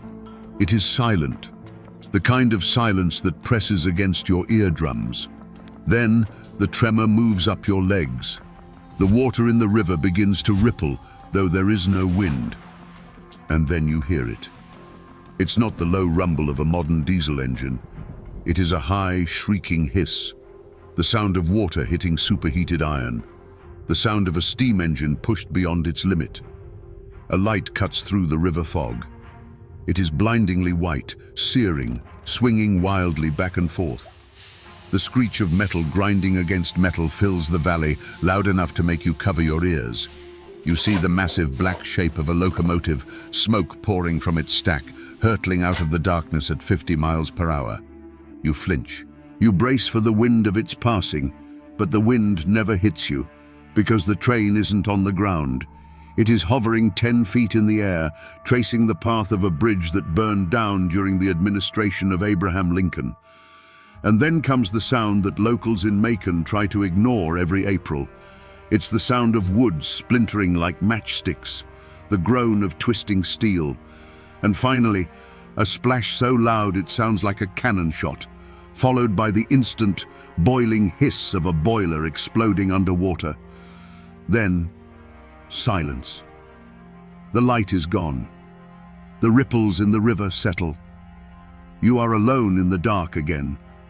This is not a scene from a horror movie. This is a documented phenomenon reported by fishermen, hikers, and railroad engineers for over a century and a half. They call it the ghost train of Macon. But this isn't just a campfire story to scare teenagers. The train was real. The men inside it were real. And the cargo they were carrying was supposed to save a dying nation. Official records say it was a tragic accident, a derailment caused by rain and speed. But if you dig a little deeper, if you look at the cargo manifests that were supposed to be destroyed, you realize that the ghost story might be the only honest thing about this entire event. Because when the rescue crews arrived the next morning to pull the bodies from the river, they found the wreckage. They found the dead. But they didn't find the gold. Millions of dollars in Confederate bullion vanished into the mud that night. And for 160 years, people have been trying to find it. Some lost their fortunes, some lost their minds, and some, if the legends are true, lost their lives to the very thing guarding that riverbed. But to understand why this train still runs in the dark, we have to go back to the night it stopped forever. April 14th, 1864. To understand the sheer panic of this night, you have to understand the world in which it happened. The American Civil War had been raging for 3 years. The South was not just losing, it was suffocating. Imagine a world where money has lost all meaning. In Macon, Georgia, a single pound of coffee costs $70. A pair of boots costs $200. The Confederate dollar is collapsing so fast that shopkeepers change their prices 3 times a day. And looming over everything is a name that terrified every man, woman, and child in Georgia. General William Tecumseh Sherman. His Union army was gathering like a storm cloud just north of them. Everyone knew what was coming. He wasn't just coming to fight armies, he was coming to burn cities. Atlanta was the target, but Macon, a critical railroad hub just 80 miles south, was dangerously exposed. In the middle of this chaos, a secret order came down from Richmond. The Confederate treasury, or at least a significant portion of its remaining hard assets, had to be moved. We aren't talking about paper money. Paper money was trash.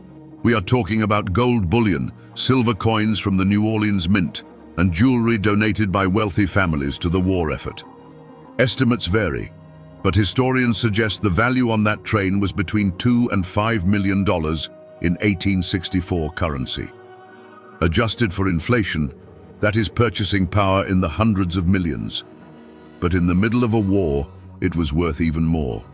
It was the only thing that could buy guns, medicine, or foreign support.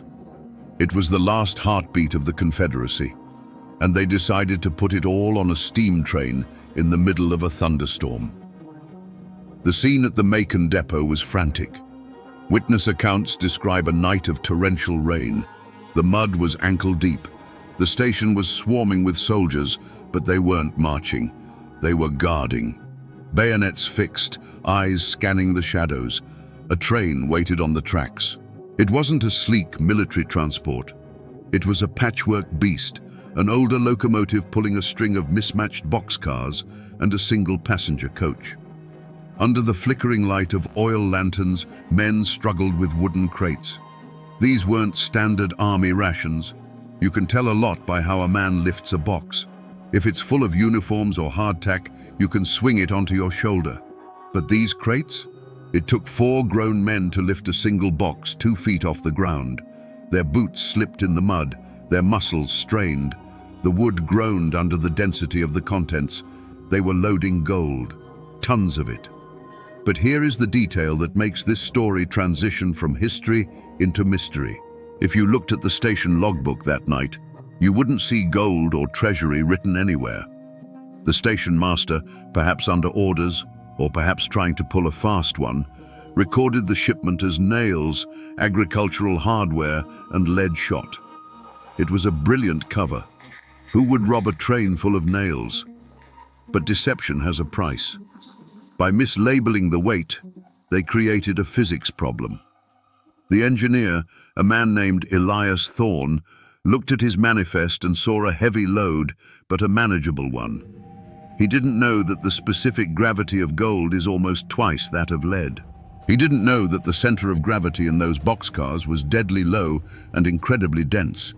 He was driving a train that was significantly heavier than he was told.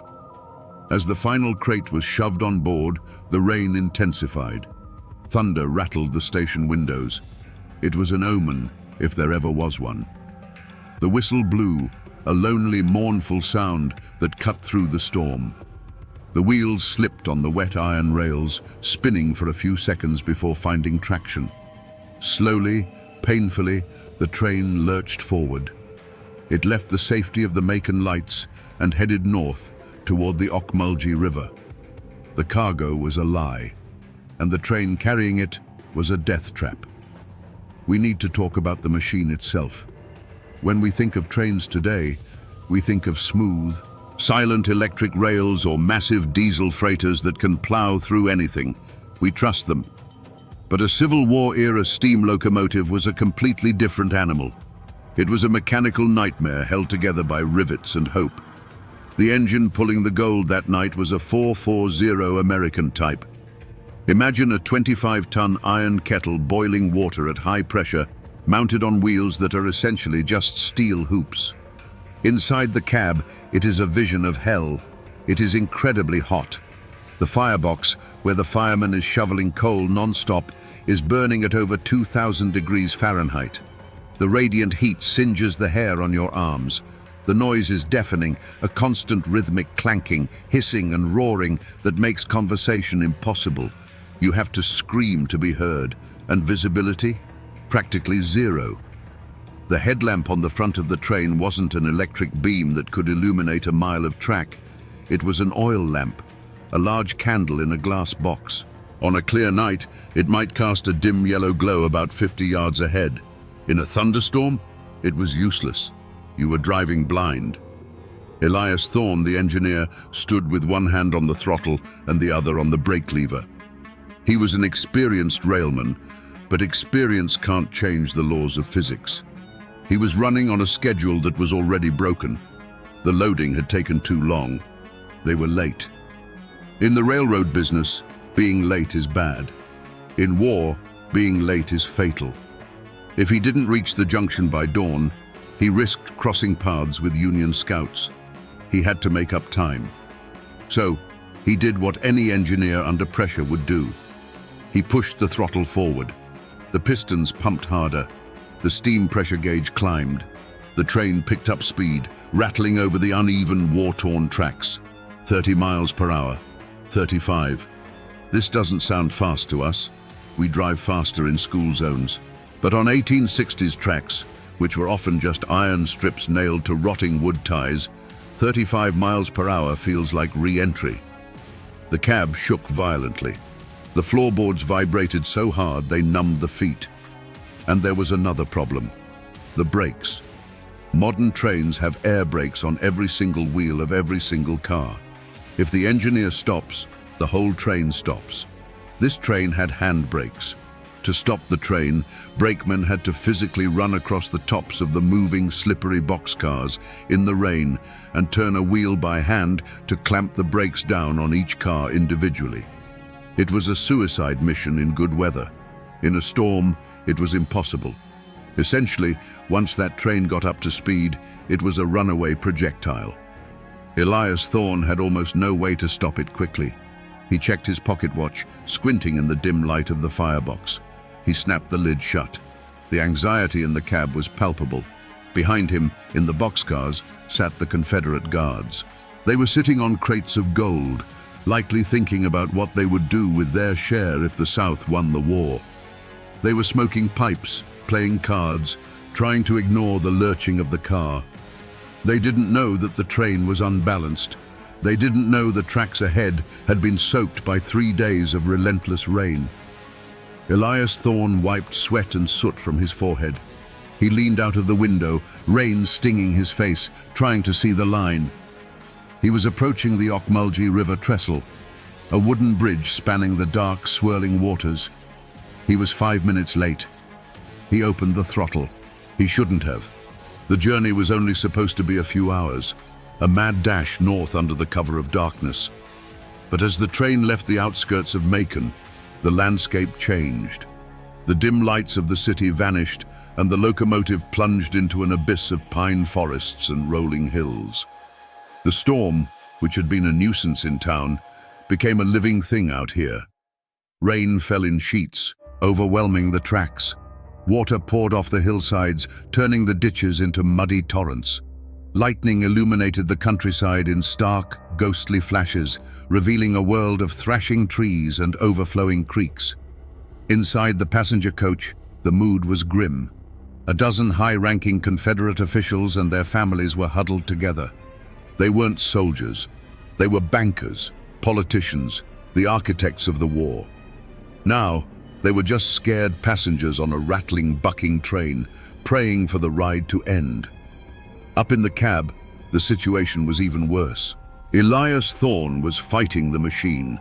Every railroader knows that speed on a curve is dangerous. The centrifugal force wants to lift the wheels off the inside of the track.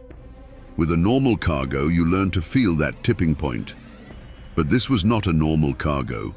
The gold, concentrated in heavy crates on the floor of the boxcars, created an unusually low center of gravity. It didn't want to tip. Instead, the immense weight acted like a battering ram against the rails, pushing them outwards. Every time they hit a curve, the rails groaned and spread under the strain. Thorne could feel it in the cab, a sickening sideways lurch that told him the entire track was flexing beneath him. He eased back on the throttle, but the momentum of the train was too great. The wheels screamed, the firebox roared. They were a metal serpent, sliding on a bed of mud and water. And then we get the first piece of testimony that doesn't fit the official narrative. A few miles south of the river, there was a small farm with a crossing. The farmer, a man named Jedediah Blackwood, was woken by the sound of the approaching train. He was a Union sympathizer, and the late-night train traffic made him suspicious. He peered through his window as the locomotive thundered past. In the flash of lightning, he saw two figures silhouetted in the cab. Thorne, the engineer, was a big, broad-shouldered man. He was unmistakable. But next to him, according to Blackwood's later statement to the sheriff, was a smaller, wiry man in a dark coat. This is the problem. The official crew roster for that train listed only 3 men assigned to the engine: Elias Thorne, the engineer, a fireman, and a brakeman who rode in the first boxcar. The fireman was in the cab with Thorne, but he was a known local, a stout man named Miller. The man Blackwood saw was a stranger. Who was he? A Confederate officer overseeing the transport? A Treasury agent? Or was he someone else entirely? The question hangs in the air, unanswered by history. As the train thundered on, the river got closer. The roar of the engine was now competing with the roar of the flooded Ocmulgee. Thorne knew he had to slow down for the trestle bridge. It was old, wooden, and never designed for this kind of weight, especially not in a flood. He reached for the brake, and as they approached the trestle, the farmer, Blackwood, swore he looked back and saw only one man in the cab. The second man had vanished. Then, the world turned to chaos. The oil headlamp finally cast its weak glow on the track just ahead of the bridge. And what Thorne saw must have frozen his blood. The rain hadn't just soaked the ground, it had washed it away. The wooden ties of the track, which should have been supported by a bed of gravel and earth, were hanging in mid-air over a 10-foot gully. The rails sagged under their own weight. It wasn't a damaged track, it was a trap. Thorne yanked the brake lever with all his strength. He threw the engine into reverse.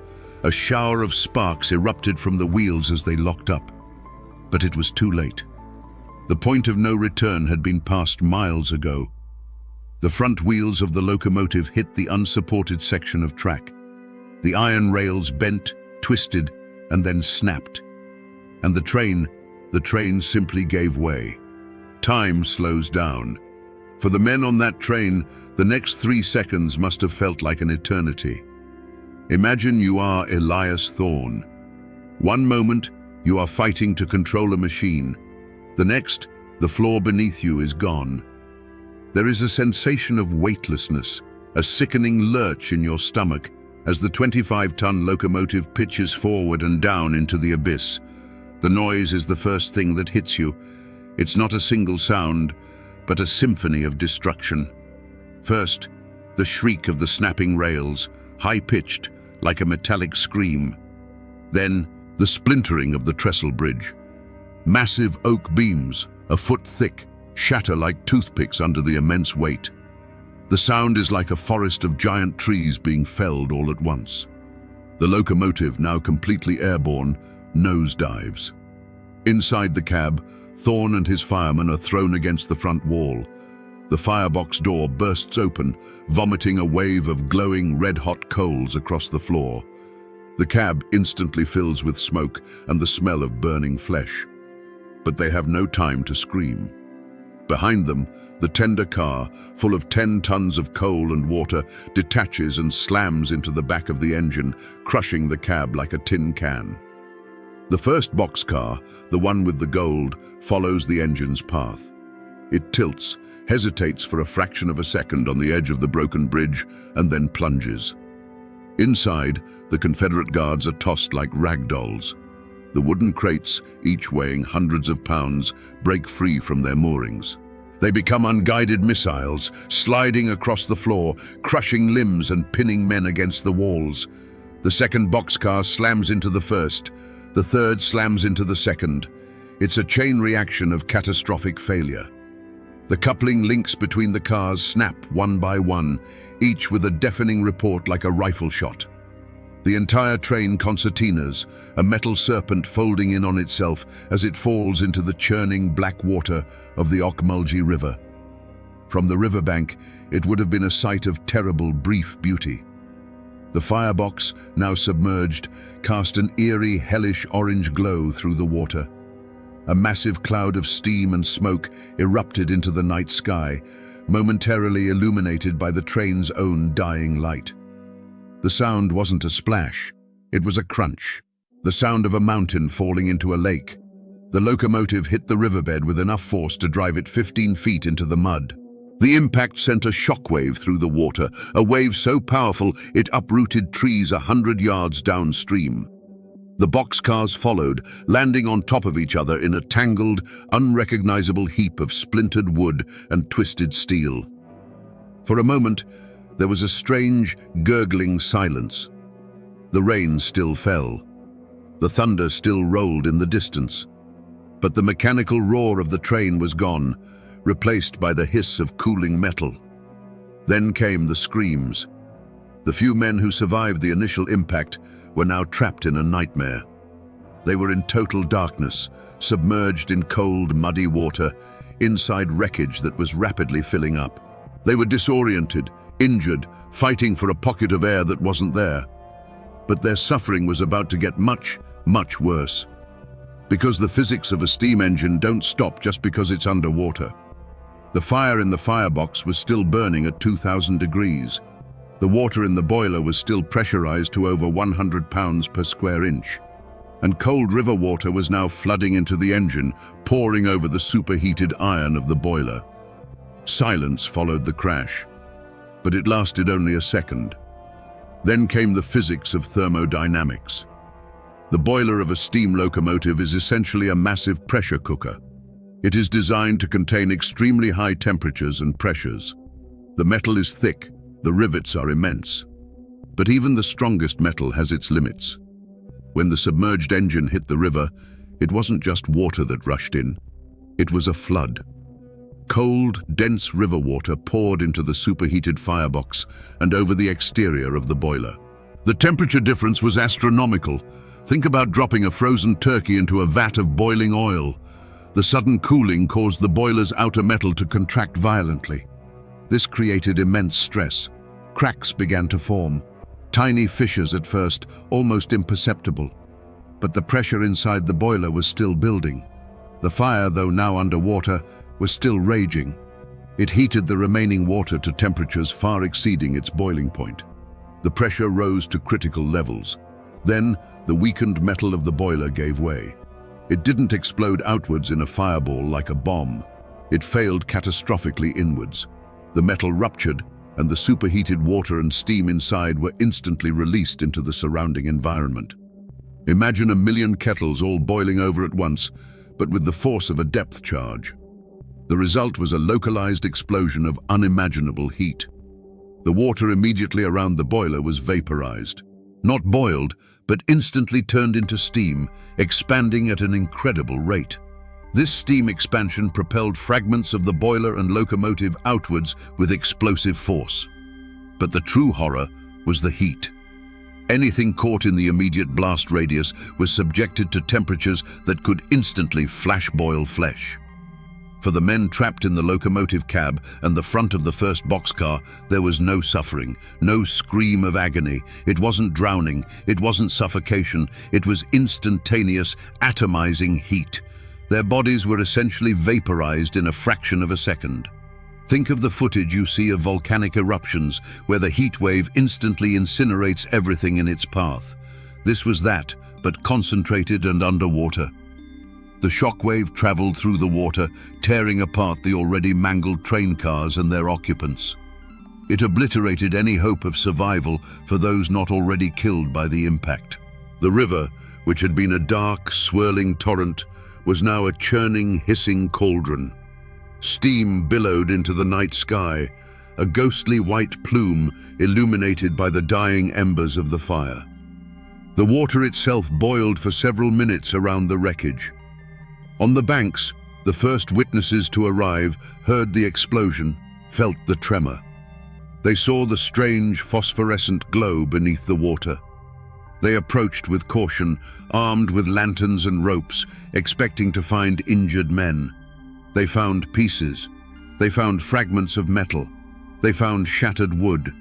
They found what looked like shredded cloth, but they did not find recognizable bodies, not in the immediate vicinity of the engine. When the river finally calmed and the water level receded slightly, the full horror began to emerge. The mangled remains of the train were a chaotic mess of wood and iron. But the cargo was supposed to be the most important thing recovered. When the rescue crews, aided by soldiers from Macon, began the grim task of sifting through the wreckage and pulling the dead from the water, they found them. The bodies of the guards, the officials, the engineers. Many were horrifically mutilated, some boiled beyond recognition. They recovered what they could. They held makeshift funerals on the riverbank. But they didn't find the one thing that mattered: the gold. The morning after the crash, the Ocmulgee River was a scene of controlled chaos. Confederate officers, their faces grim, barked orders. Soldiers formed a tight perimeter, pushing back the morbidly curious locals. The official story was already being crafted: a tragic but straightforward accident. A bridge washed out by the storm. Brave soldiers lost in the line of duty. A terrible loss for the Confederacy. But behind the scenes, a quiet, desperate search was underway. The Treasury officials who had overseen the loading of the train were now wading in the waist-deep, muddy water, their fine uniforms soaked and stained. They weren't looking for survivors. They were looking for their crates. The physics was simple.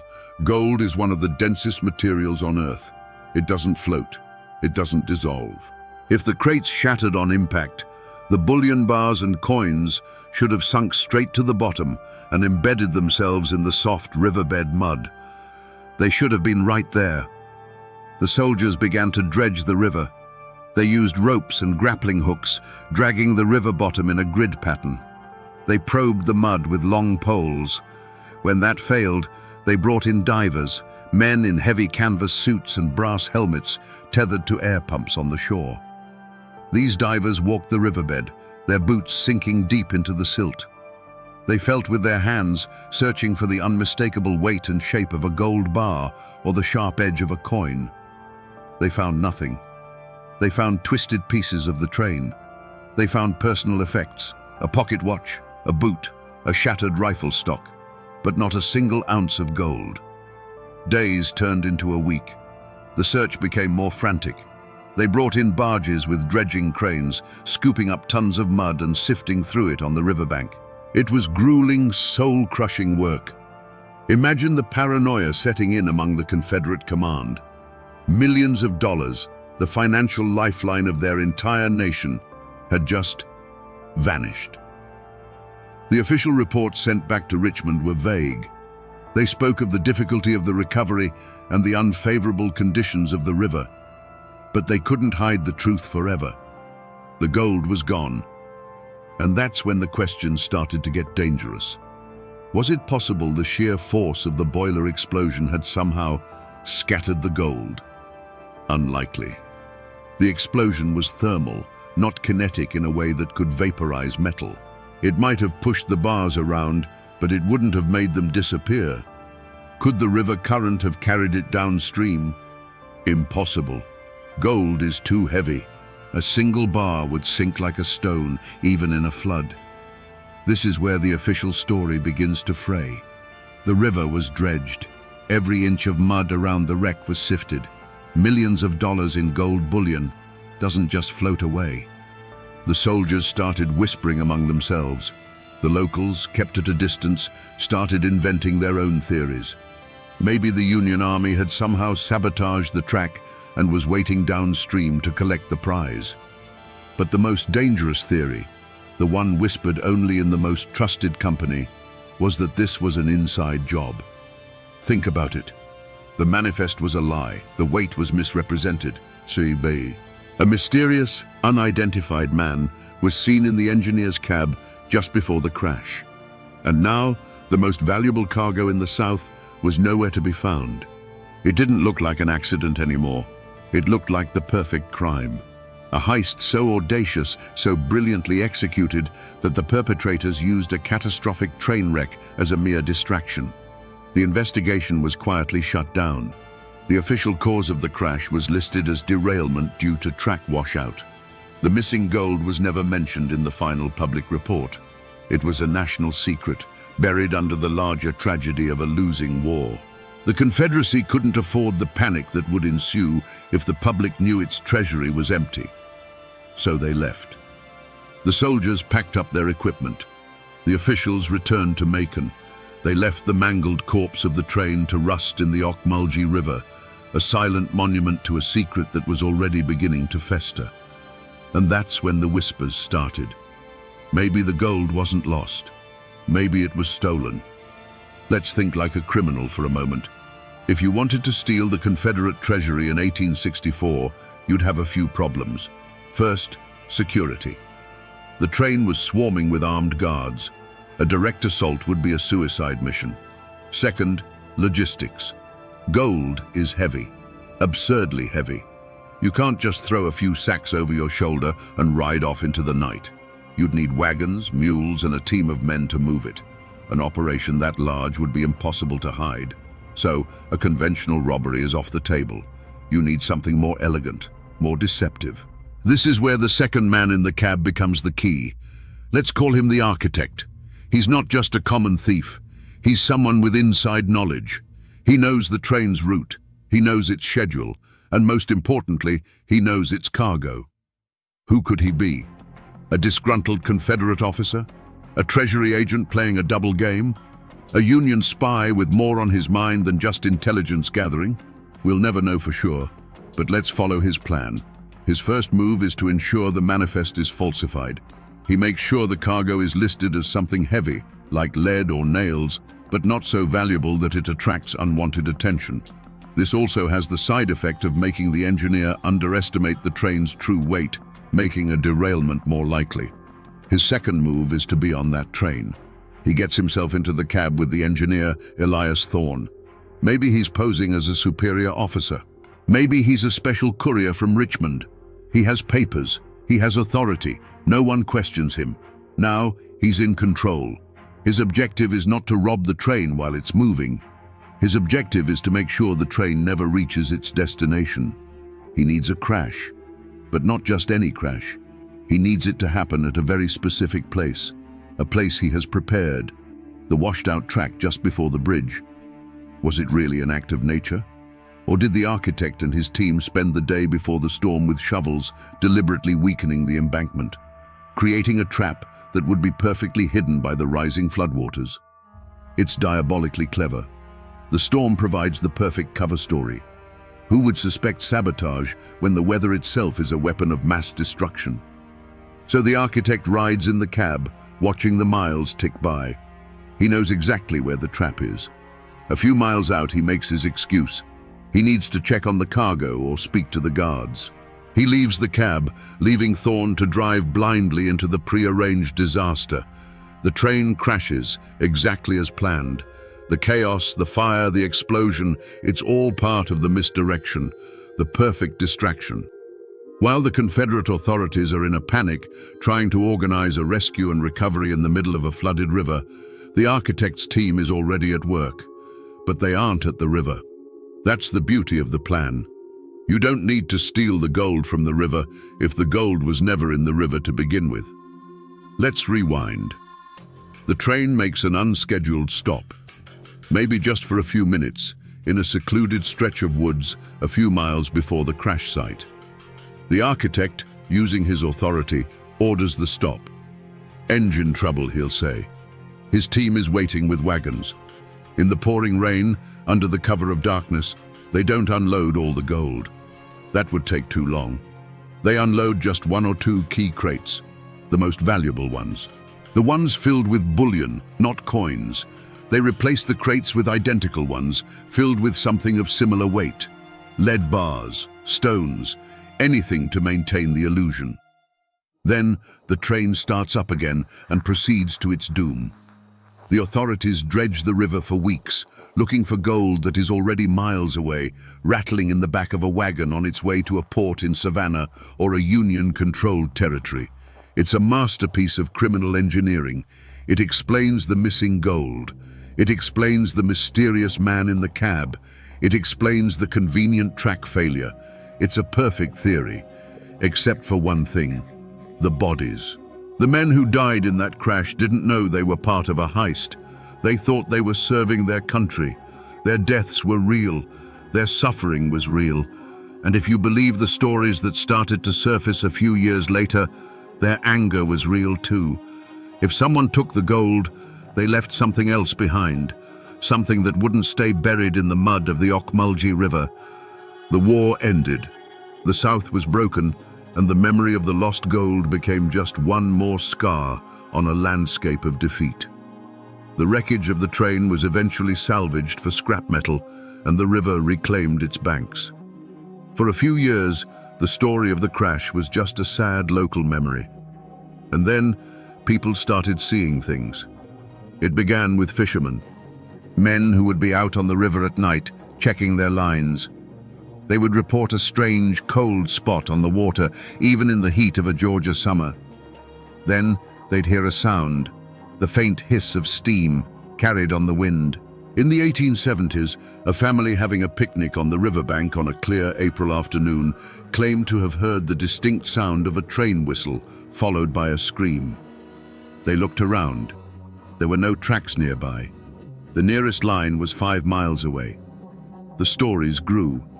People traveling on the road near the old trestle site would see a single bright light moving through the woods where no light should be. Horses would get spooked, rearing up and refusing to go further.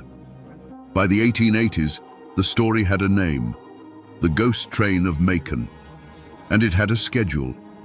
It only appeared in the second week of April, the anniversary of the crash. Why does a story like this start?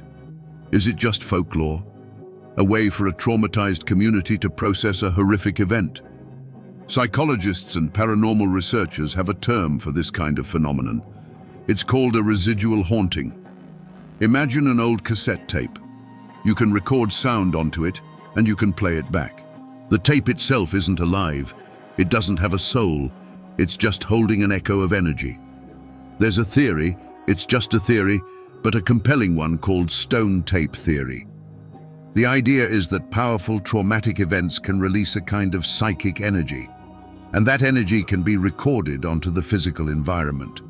The rocks, the water, the trees. The crash of the Macon train was an event of almost unimaginable trauma. The terror of the passengers, the agony of the soldiers, the sheer violence of the impact and the explosion.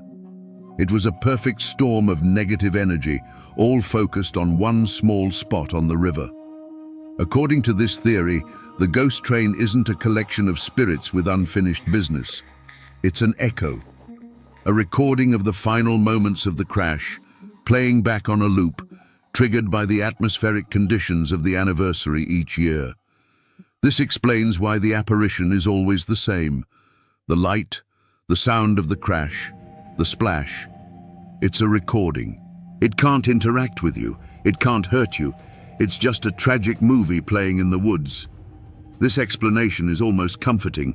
It makes the ghost a predictable, natural phenomenon, something you can explain away with fringe science, and that's what most people believed for 30 years.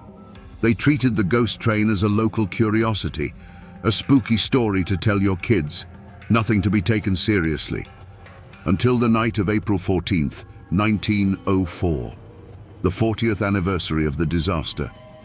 That was the night a perfectly sane, sober, and experienced railroad engineer almost killed 200 people because he saw a ghost.